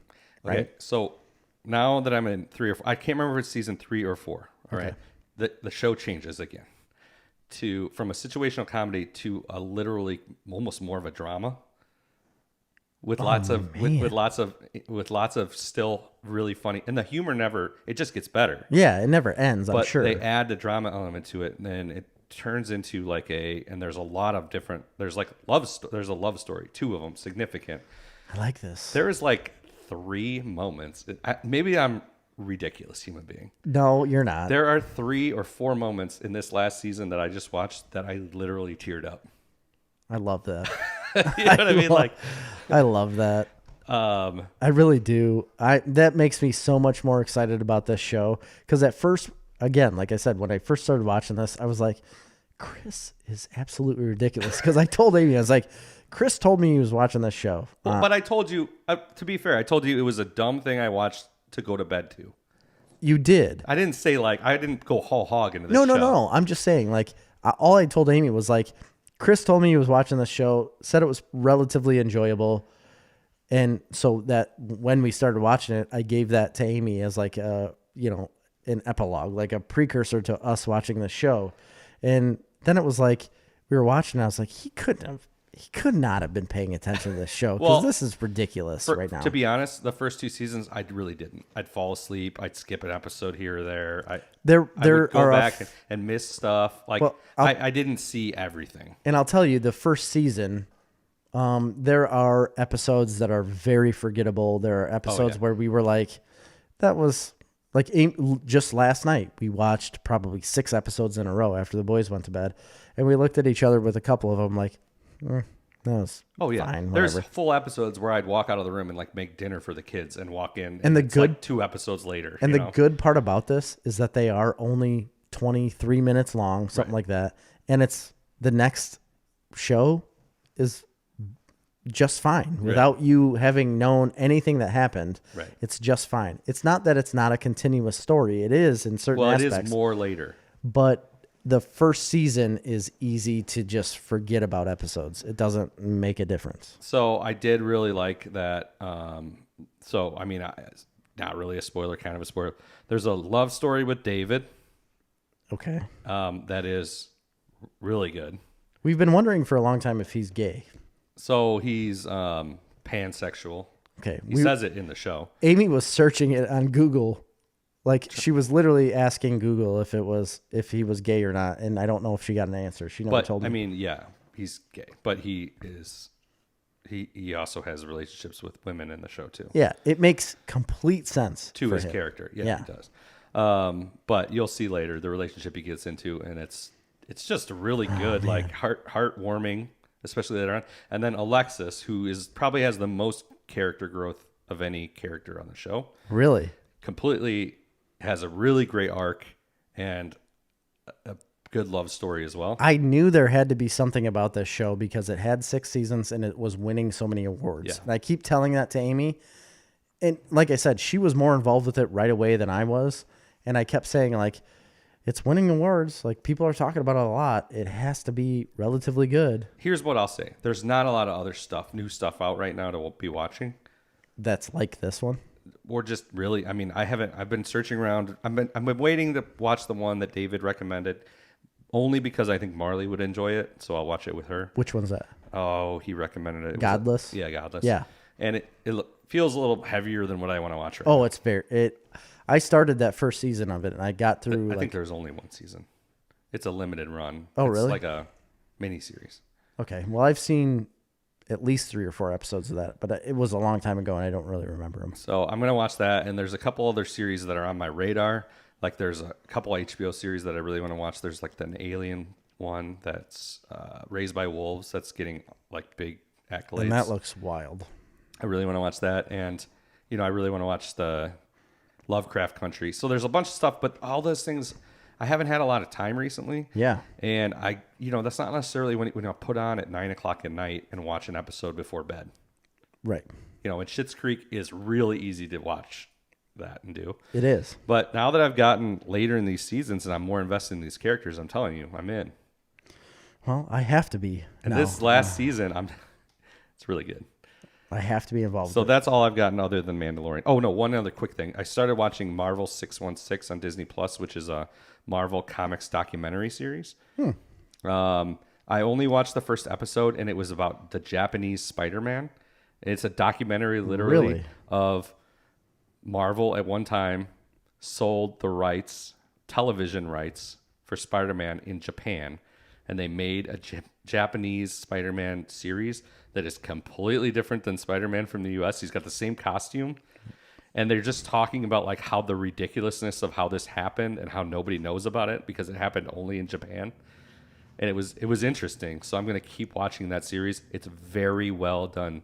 Jerry, you would enjoy it. Okay, I'll watch it. As a documentary. It's called what? Marvel 616? 616, I think.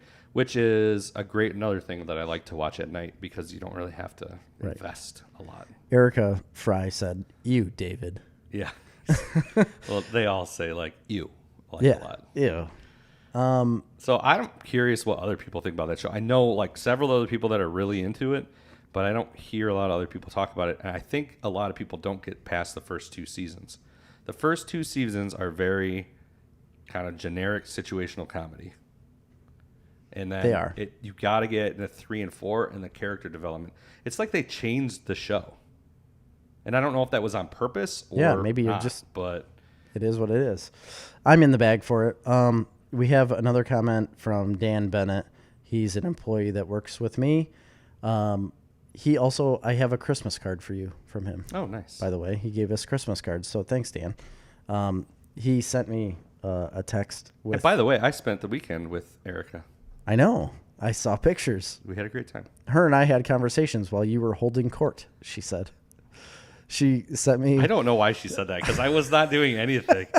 You don't know. You didn't look at your phone. You had no idea what was going on. She said, Chris is holding court. And I said, I have that about once a week. She said, I pay a subscription to Patreon to hear him hold court. And Ben commented, Leopardon. That was from that episode. In the Japanese version of Spider-Man, they, of course, have to have a giant transforming robot. Yes, obviously. That Spider-Man is fighting. It's an interesting show. Check it out. People, if you like comic book. What was that on? It's on Disney Plus. Okay. I'll have to check that out. It's extremely well done. So the next thing I watched, just to move ahead a little bit, real quick, was a movie that came out on Netflix it says September. I thought it came out this last week, but it just popped up on my Netflix anyways as a big movie. It's with Jessica Chastain as the main character, Ava, and it's a movie called Ava. Okay. And I'll give you a real quick description. Ava is a deadly assassin who works for a black ops organization traveling the globe, specializing in high-profile hits. When a job goes dangerously wrong, she is forced to fight for her own survival. That is it. That's the movie. It's fine. So it's kind of like the Charlize Theron.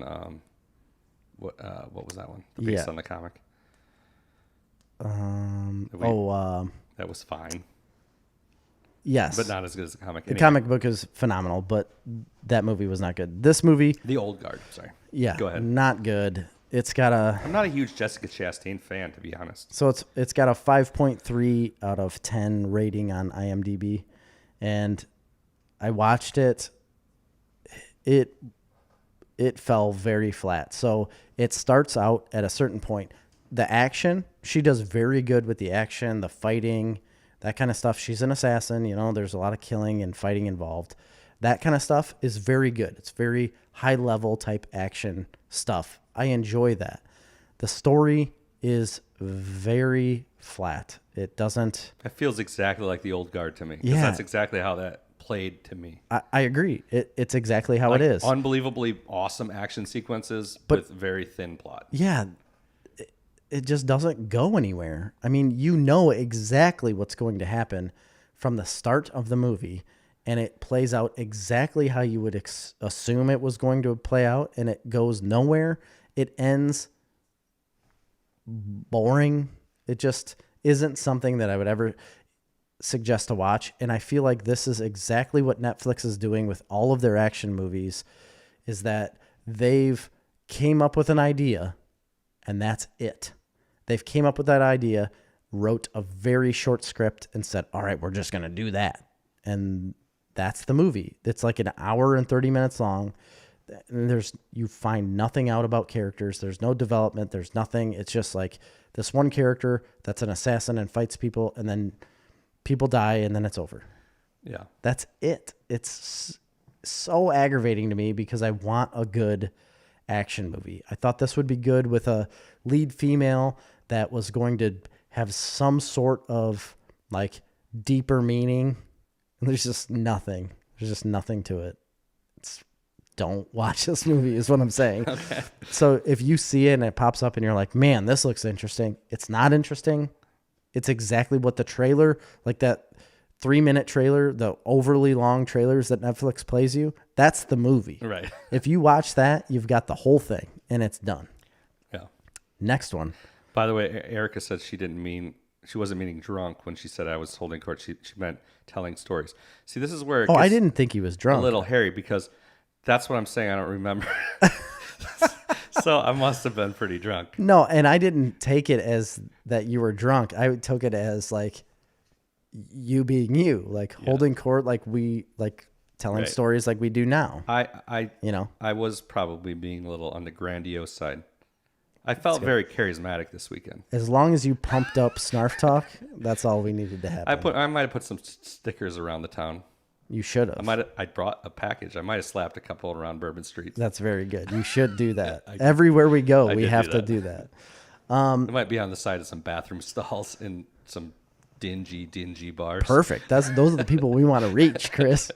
I want the dingy people on Bourbon Street to listen to this show because I think they will enjoy it. The next one you haven't seen yet, I don't think. Mulan. I did. I saw Mulan. You watched Mulan? I thought we talked about it. No?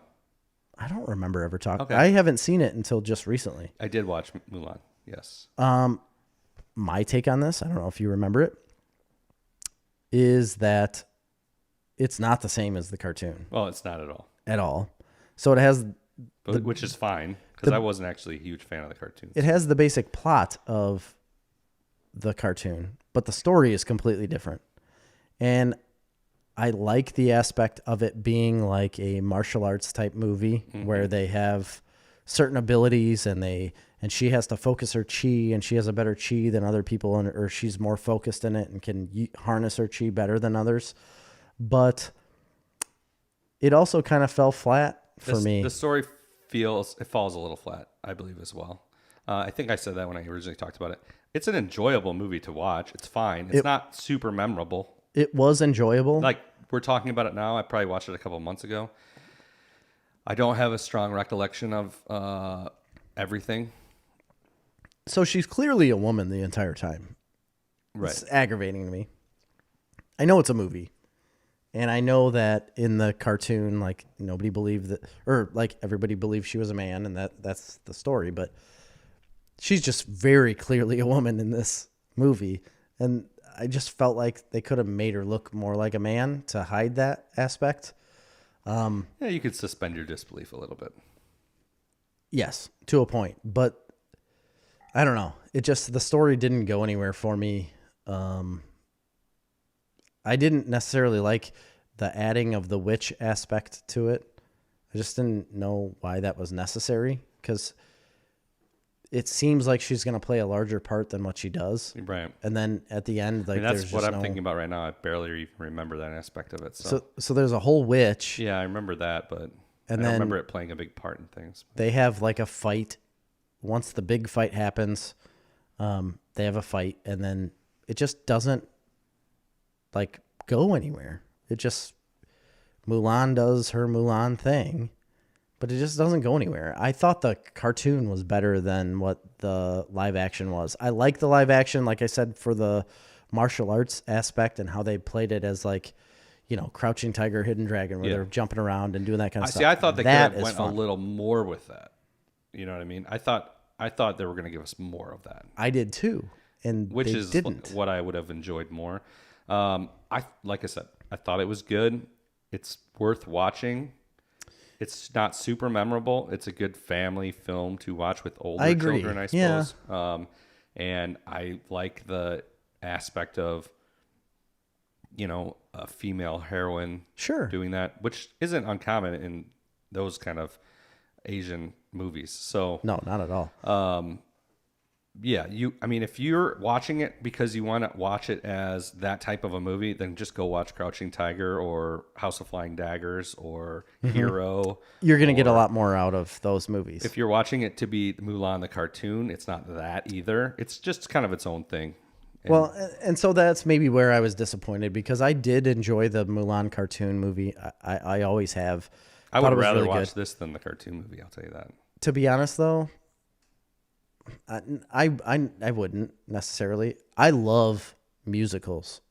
And at first I was like, yeah, I'm glad they're not doing any music like they did in the original movie. I'm glad they aren't doing any singing. To be honest, after I watched it, I was like, man, I really wish they would have sang in certain parts. Yeah. Okay. I did. Because it just did fall so flat. There was just nothing to it other than that base story that wasn't the same as what I expected. I knew they were going to change it a little bit. I just felt like they changed it a lot of bit, and looks good. But other than that, it's not what I expected. Really isn't. Kind of disappointed. Okay.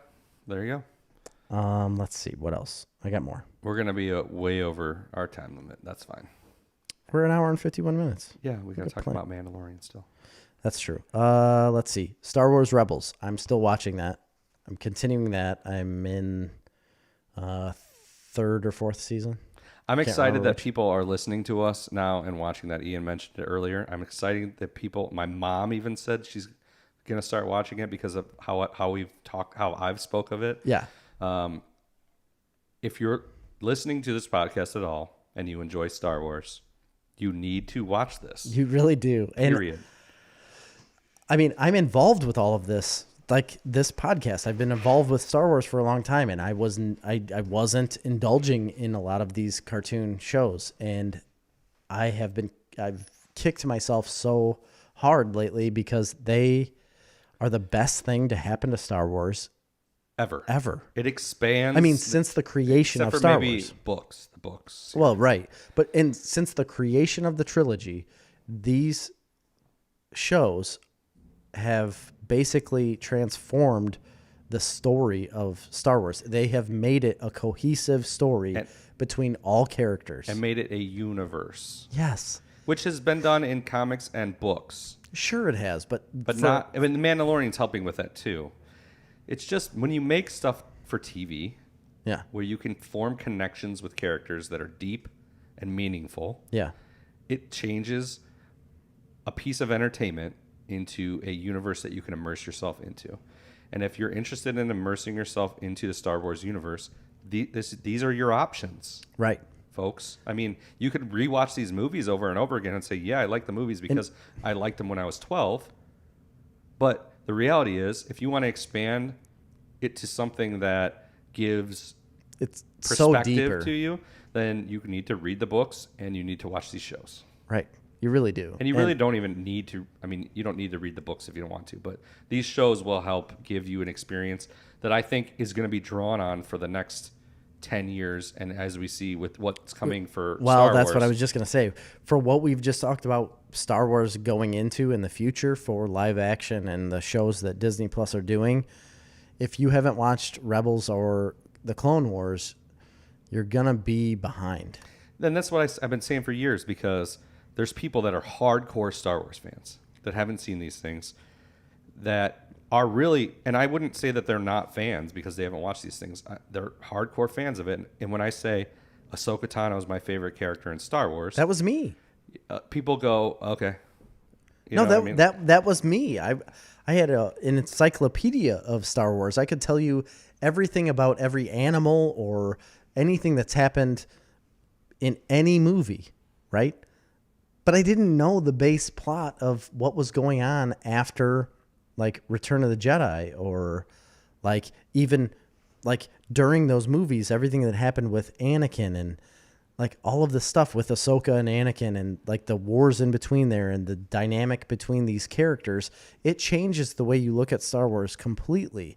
You can watch the trilogy, you can watch the prequels and like those for the movies they are, but you will not get the same story of those movies until you watch these cartoons. I know they're cartoons, and that's a hard part for people to get over, but until you watch those, it will change the story for you. And I had my first realization of that over the last week, because I've watched all of those shows now, and I haven't finished Rebels. I haven't finished all of it, and I'm still a little bit behind, but I started watching all of the Star Wars with Grady. So Grady, my oldest son, he's 8. He finally came to the realization, like, I need to watch these shows. I've been hammering it in his head for a long time, and he never wanted to do it. But finally, he sat down and started watching these shows. And we started with episode 1, and then 2, and then 3. And Amy was on board with this too, because for some reason she completely forgot that she'd ever seen Clone Wars and Revenge of the Sith. She acted like she'd never seen them before. We've watched them before. Yeah. But I was like, well, I guess we'll have to watch them over again. So we did, and Grady was involved. We go through those 3, and then last Tuesday, when you said you were available to record, and the whole reason we're recording tonight was because I originally said, nope, I can't. And it was because we just started. I had literally just started playing A New Hope, and Grady sat down and we were watching A New Hope. We were like 30 minutes into it. And I was like, I can't leave. I have to watch this with you. And because we were in the middle of this, and I was like, no, I'm watching A New Hope and we're going to do this. So we watched New Hope and he loved it. And then Empire Strikes Back is coming up. And I was like, gosh dang it. I cannot wait for you, kid, to watch Empire Strikes Back. We watch all of Empire Strikes Back. And here's what you talk about, like, that show that teared you up. These shows have teared me up many times in my life, but nothing more than watching my kid sit there and see for the first time. It sounds goofy when you say, like, Darth Vader says, I'm your dad, but his face, like watching the reaction of him find out that Darth Vader was Luke Skywalker's dad. He already knew to a point because he was watching the first 3, but I don't think he really got it. He didn't really understand, like, Anakin had babies with Padme, and right. Like the kids went different places. It's hard to. He didn't really get that, and I didn't. Throughout every single movie, he asked me 1,500 questions. Who is that? What are they doing? What does that mean? And I didn't give him a lot of information, and he got so frustrated with me. But the whole reason I didn't give him a lot of information was because I wanted him to have that payoff with the next 3 movies that were coming. So then he finds out, he's like, Darth Vader was Luke's dad. And then he's like, wait, that was Anakin. I said, yes, it was. And he's like, but Anakin had those kids. He's like, what was that lady's name? Like the princess lady, and she died having those babies. I said, that was Padme. I was like, that was I said, that was Luke's mom. He's like, but they had another kid. I was like, they did. He's like, well, who was that? I said, you'll find out. And he's like, oh, what the heck? It's like, all right. So then we watch Return of the Jedi. And in Return of the Jedi, when they come to the realization, like, that they're brother and sister, so the conversation between Obi-Wan and Luke, and so Luke already knows because Yoda dies, right? And when Yoda dies, he says, there is another Skywalker. And Grady looked at me right away. He's like, did he say there's another Skywalker? I said, yeah, there's another Skywalker. He's like, that's the other baby. I said, it is the other baby. And so then the movie continues, and then Obi-Wan says, your sister. And Grady looks at me again, and I'm sitting there, and then Luke literally says in the conversation, he says, Leia. And Grady's face gets like huge. He starts smiling. He's like, Luke and Leia are brother and sister. He's like, Dad, Luke and Leia are brother and sister. I said, I know, dude. And I was like so ecstatic. Amy was on call and I'm texting her. I was like, Grady just found out Luke and Leia are brother and sister. And I'm texting her. It was the greatest thing I've seen in a long time. It made all of those movies so much better for me to see that moment happen for somebody. Like I've witnessed it for myself, but watching a kid do that, oh my gosh, it was the greatest. I mean, the movies are for kids. I know. You know what I mean? I know. I like Mark Bernardin said that once, and we both heard it. And it pissed us both off. It did. And then it's not wrong, and it's not wrong that they're for kids and adults love them. Yeah. That's fine. I like Pixar movies. Right, exactly. You know? It was just such a different experience for me to see it like through his eyes, right? Like I already knew what was coming. I knew everything that was going to happen. But watching him experience that for the first time is something that I can't explain. It was so great to see because it now has opened a world for him that was opened for me a long time ago, like through my brother, you know, and it's just very fun. I enjoyed it. And now it brought me to a point though, where, so we finished on Return of the Jedi, and I don't know how comfortable I am with him watching the next 3 movies because it's not the same. It's not the same story. And that bothers me. Yeah. We're going to watch them. He's already asked about them. I was like, yeah, there's another 3 movies. I said, Luke is going to be involved. And he knows that. But I also told him, I was like, but, you know, it's not like a direct continuation. They're different. I was like, there's different main characters. It's just going to be different. I was like, but we'll watch them and you can see for yourself, you know? The good part is Kylo Ren and Rey are good characters. They are. They're solid Star Wars characters. Yeah. They might have problems here and there, but they are solid. So there's some stuff in there that's worth, you know. I mean, we're going to watch them. I just personally had the feeling of like, now we got to go to these next 3. And it felt so much different for me. I was so in the bag for all 3 of those movies when they came out. And even after they came out, I was like, yeah, these are Star Wars movies. But now I really do have a different perspective seeing it like on the outside, like with somebody that's coming into it fresh, that's so close to me, obviously. I think about what he's going to have to go through with those next 3 movies. And I'm like, man, I don't know if they're worth it. Just start over Clone Wars and start over Rebels and watch them with him. Right. Because that's another thing. Those 2 series make the original trilogy specifically so much better. Right. And that's what I was saying earlier. They really do. They enrich that Clone Wars enriches the original trilogy significantly. Yeah, because you know of what is happening at the exact same time. Like while Anakin is off fighting and doing whatever Anakin's doing, even when he's killing all the children at the Jedi Temple. Yeah, the Jedi Temple. Like, you know what's happening on Ahsoka's side of things. Yeah. And when she realizes like what he's doing and when she feels that. And then also, but then the Rebels is completely almost different in a way. It ties the 2 together well, but it's almost like that's like the new direction. Right. And it's like a new direction that gives the universe a lot more depth outside of Clone Wars is very much inside of the movie universe. Rebels very much expands outside of that universe, more into this Mandalorian-based universe that we're in now.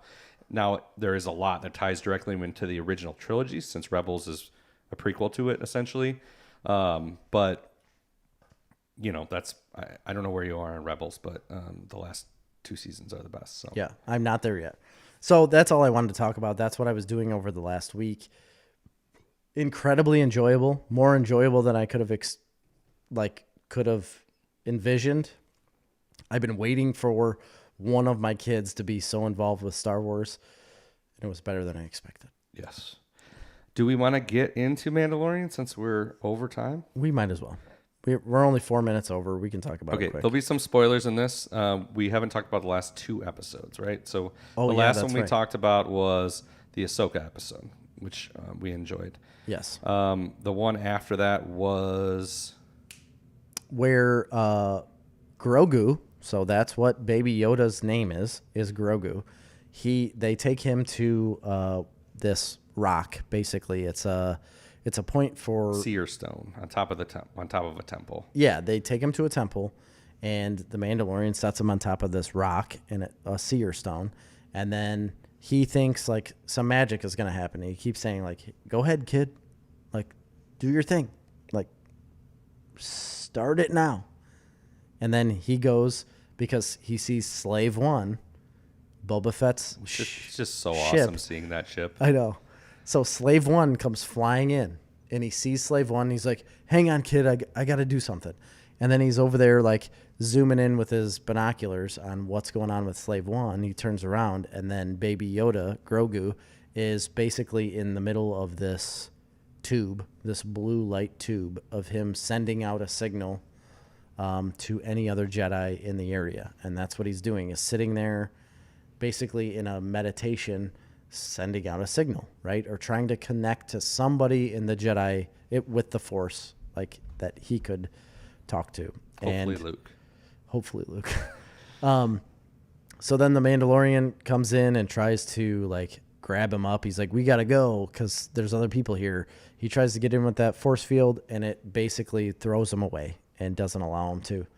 And then he realizes, all right, I'm trapped here and I have to deal with the people that have just landed, which is Boba Fett.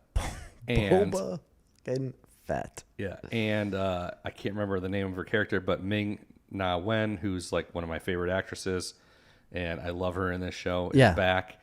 And I didn't think there was a possible way. I felt like I was going to be disappointed at some point in this season when Boba Fett came back. You assume that. And I was not disappointed. You can't be. That was, to this point, I believe the best episode of this season. I completely agree. The action is incredible, first off.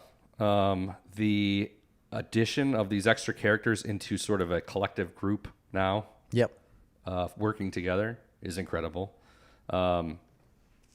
And the taking, and then, of course, spoilers, of course, but Baby Yoda or Grogu or whatever gets abducted then. Right. And there's a lot of intrigue there because you get to see some of the dark troopers and you get to see that kind of stuff. And this feels like this is like the start of the season. It really does. And it's the end, unfortunately. And it's literally the end. So we're going to talk about the last 2 episodes. There's only one more left after that. Hopefully it's like 3.5 hours long. Oh gosh, I hope so. So that's that episode. Boba Fett comes back with Ming-Na Wen's character. They fight a bunch of stormtroopers and try to keep him away. And then next thing you know, they're coming down, taking Baby Yoda. And then Slave One drives up, like flying up in the sky because the Razor Crest ship that the Mandalorian's been on the entire 2 seasons so far is exploded. Yeah. It's basically like a Star Destroyer. I think it is a Star Destroyer. It's a ship smaller than that. Yeah, it kind of looked like the Dreadnought from The Last Jedi, but it's not that big. So. It's a smaller ship, but it's similarly shaped. And they shoot it, beam down, blows up the Razor Crest. It's gone. Slave One drives up to try to see where those, what were they called? You already said it. Dark Troopers. Dark Troopers were taking Baby Yoda, and he gets up right by that ship, and he's like, apparently the Empire's back. He's like, Empire's here. And then they come back. He picks up the other 2, and then we get into the next episode. Yeah, so at that point, that was like the best episode, I think, of the season, even though I love Ahsoka. And I liked the episode before that because of the brilliance of how it looked and how it was filmed. And I liked the samurai aspect of it. Every episode is one-upping the next. Yeah, that one was like a little bit light on plot, which is dumb to say because of the huge revelations with Thrawn and all these things. But really, when you compare them, they're all kind of light on plot, right? They are, to a point. To a point. Because they can't have an overarching plot for every episode. Right. There's one for they the could, series, but they're doing it in a way. They're doing it on purpose, which is at times a little bit frustrating. right? But and I was that way in the beginning of the the season. problem is, and it's not the problem. Okay, they're formulaic in the aspect of we need the most unbelievable visual aspects you've ever seen in anything. Yeah. We need Check that box, and then we need like the recap from what happened the week before. Yep. Check. Then we need incredible action sequence, and then we need like incredible fight scene, and then we need the teaser at the end. Those are like the 4 boxes every episode. The continuation for the next episode. And those continuations and then previous brings in the plot elements are very small, and they're bookended at the ends of these episodes. And the middle is all this fighting. I mean, visual stuff. Right. Well, not in all the episodes, but in a lot of them. So in the beginning, it was hard for me to understand that, like that sequence, right? So for a while, I was like, I would get frustrated with certain episodes, and I was just like, why are they doing this? Like, I don't understand. Like, this isn't continuing the story. I don't know where they're going, but it did continue the story. Yeah. It's just that I was frustrated in the middle part because of what was going on. And then at the end of the episode, it continued the story. And then the next show, it continued the story. And then they had a fight thing or whatever was going on. And then at the end of the episode, it continued the story. Right. And now it's got to a point where it's like, I don't want it any other way. Yeah, like they knew what they were doing. And it works perfectly in engaging you. Yes. And I've been so engaged, regardless of it being negative or positive. It's always been overarchingly positive, but I was also frustrated. Like you said, like at certain points I was frustrated because I didn't think they were giving me what I wanted. And they're short episodes. But I didn't know what I wanted. Yeah. So and then comes the most recent episode, which again I think is maybe my favorite episode of the season. Yeah. Boba Fett comes out with a brand new set of armor. First of all, did you look at his armor? It's not brand new. It's polished. It's polished and clean, but you'll notice there's a dent on his helmet. No, I did. Yeah. That is the same dent that he had in the original trilogy. So it's the same armor, just fixed. Right. Cleaned, polished. That's what it is. It's like cleaned up because he got it back from the Mandalorian in the previous episode. And I think it was pretty beat up when they got it back from Timothy Olyphant. Very beat up. Yeah. They like repainted it. Yeah. It's been repaired. It looks so good. It looks great. It doesn't look as cool as the Mandalorian's armor, which no, but it's not it's not supposed meant to be. Yeah, that's fine. Or even Bo-Katan's armor was really sweet. They're all different. Yeah. It's fine. I love this last episode because of, I think Bill Burr's amazing in this show. Amazing. Boy, he's going to have a big acting career after this. I completely agree, especially when they're in when they actually get into the mining outfit or whatever, like the main house, and he's sitting there. Well, I'm skipping ahead. Yeah, we don't have to play by play it exactly, but the visuals of the episode are amazing. And again, it starts with, let's recap the last thing. Yep. We're going to get this guy. We got to go to this thing. We got to get our MacGuffin, whatever. Yeah. That's fine. We land on this mining colony, and then they're teasing little aspects of like, this is what I liked about this. The little teasing aspects of, this is what happens. All of these people get subjugated, whether it's the Republic, whether there are no real good guys. No, there isn't. So like Bill Burr's character was an Imperial trooper before this. And the whole reason they need him is because he can get these certain codes or whatever they need from the Empire, right? And he's the only one that they know personally that could do this. So they get him out of jail. He's going to go get these codes for him. But everything that's happened in the universe is happening to each individual person, regardless of what side you've been on. Yeah. Like you're all suffering the same consequence. Yeah. And that's awesome. It's like a libertarian's dream, this show. Right. No joke. That's really what it is. And then it's like the ultimate thing for like against strong central governments. So there's fighting involved. They eventually get into the main place that they need to get into to get these codes. But they sit down at a table. Well, before that, the whole fight scene on top of that, whatever that awesome vehicle was. Yeah, yes, whatever it was. That whole sequence was awesome. It was. There was pirates trying to take this And the reality metal. is they're not pirates. No, it's the They're people that freedom own, fighters. Yeah, the people that own that country or like live on that country. Which makes you think of the juxtaposition of them having to kill off these freedom fighters who they would normally be supporting. Yes, Because they're good people. But he calls them pirates. Because he's got to justify it to himself. Yeah. You know what I mean? He's like, pirates. Yeah. Or they just did that because they couldn't figure out exactly how to make it work. But the very fact that they're trying to blow them up means they're not pirates. Right. They're not trying to steal what you have. They're trying to blow up what you're taking. Right. And they're from that planet. Like, you're the ones that are invading the planet and taking their natural resources. Right. So, yeah. It's a bit MacGuffin-y through that whole point. Like, we can't go too bouncy because this is going to explode. Like, it all plays like, yeah, of course, yes. But it's so easy to ignore because the fighting is amazing when the Mandalorian's on top. Right. He's got to take off his armor. By himself. And then I like the whole aspect with him and Bill Burr and the exploration of like, is anything that you know to be true? And so he said to the Mandalorian, and Amy honestly looked at me and said, well, that's very true. So the Mandalorian has never revealed his face to another living person, right? Because that's part of his creed. He's not allowed to do that. And Bill Burr brings up in the exact same episode, he's like, have you never, I can't remember exactly how he said it. He's like, do you not take your helmet off ever? Or do you not just take it off when people are around? He's like, because there's a difference there. He's like, is the creed that you have to keep your helmet on all the time because that's what you have to do? Or do you just can't look at other people? Yeah. And I was like, well, yeah, like that's like, he just can't have other people look at him, I guess. He doesn't know. That's the point. Exactly. He doesn't know. And it's kind of a comment on religion in a way, because it's like, what are the rules? He didn't know. What are the rules? He didn't answer. You say this is the rule, but then you do this. And you say this is a thing, but when it's convenient, that's a thing.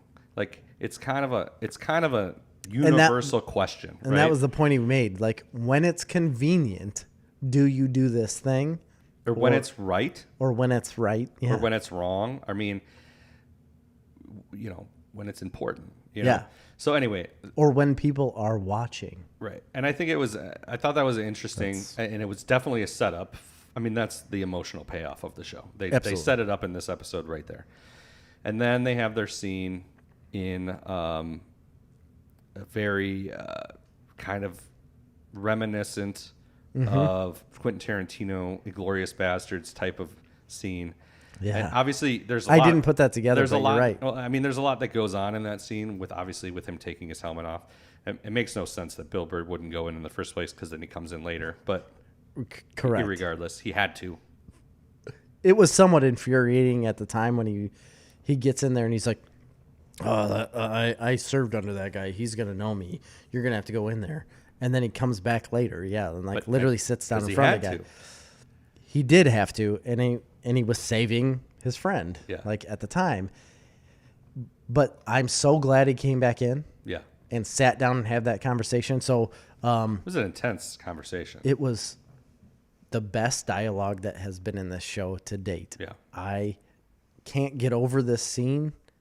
It is the best scene that's happened. So anyway, the Mandalorian goes in there, takes his helmet off, gets the codes, whatever, and then this captain or an officer of the Empire was in there that Bill Burr had served under, and is questioning the Mandalorian, asking him questions like didn't know where he was from, like what he was doing, all these kind of things.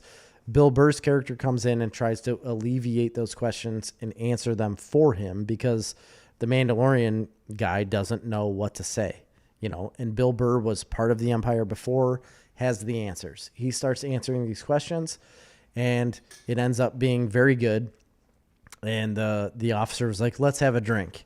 So he takes him over to a table. They start having drinks together, and Bill Burr sits there and basically interrogates him about where they were in past battles. So he was part of the Empire, right? And they were fighting in battles on different planets, and they were killing people, and they were doing things like we think of war now, and they were talking about war stories, and I loved it.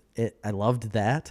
And then he says, like, yeah, but were we, weren't really helping anybody, killing a lot of people, and these people didn't have any choice, and we forced this on them. And then the officer was on the opposite side and said, like, well, yeah, but we expanded the empire and doing all these things. First of all, that conversation would have never happened between that level of superior officer and an underling, because it was very, I think they could have maybe done it in a way that was less, where Bill Burr's character was less in your face to that officer. But regardless, it's easy I to look agree with past. that, but either way, like, even me being like a military person, I didn't think of that. All I thought of was like the intensity of the situation and like the conversations they were having about the same fight that they were literally in the same skirmish, the same war, like the same time. And one guy thought of it a different way because he's so dedicated to the empire, and the other guy thought of it as a human and thought of how ridiculous it was. And then Bill Burr's character, you could see like the anger on his face about all of it. Well, and that started coming back when the officer was kind of highlighting the issue of like, this is all purposeful, right? Right. We're sowing discord across the galaxy. We are basically acting as terrorists. Yeah. So the people have to run back to us for protection. Like, it's all in the shadows. Yeah. But he also played it off as like, we're helping them. And I think it was more like, this is how we get control, by sowing fear. But Bill Burr's character kept saying like, really? Like, you think we did good? Like we were doing good things, or like we helped anybody, or like he was very condescending of everything he was saying. And then eventually it gets to a certain point where he can't take it anymore. Right. And decides to, spoilers, shoot him. Yeah. Across the table. He kills the guy, and they're in the middle of an Imperial base. Right. And, there's a lot of story that happens after that. Well, and actually got to one of my favorite parts after that is they're kind of escaping, and you got Cara Dune and Ming-Na Wen's character as with sniper rifles. As the Overwatch. Just picking people off, and the scene is shot so beautifully because some of it's through scopes. Yeah. Some of it's through overhead shots. Some of it's from first person point of view. The directing is unbelievable. Amazing. And they get through this, and they get obviously on Slave One, and they take off the TIE fighters. The best scene when Bill Burr's like, give me that rifle. Yeah. And he's an Imperial sharpshooter, and he actually gets the Mandalorian's rifle. Rifle, yeah. And just blows the whole place up. He shoots one specific spot on the top of the building, and it blows the entire building up, because that's how the Empire is designed. He shot those energy cells that the pirates were trying to get onto on that transport ship they rode in on. Oh. The pirates pried it open when they threw the thermal detonator in, so it was still open. You're right. And so it was in like the garage. I didn't notice that. You're right, but I thought of it as like, there's also one specific spot that the Empire has created to blow up the entire facility. No, it actually made perfect sense if you saw it, yeah. You're right, but also that's been every Death Star that's ever been created. Yeah, but that was done on purpose. Right, you're right. Rogue One, yeah. Somebody did something great there. Engineers. Anyway, I love that scene. And then you're like, this is incredible. And then the TIE fighters come out. They're chasing them. Boba Fett ejects the...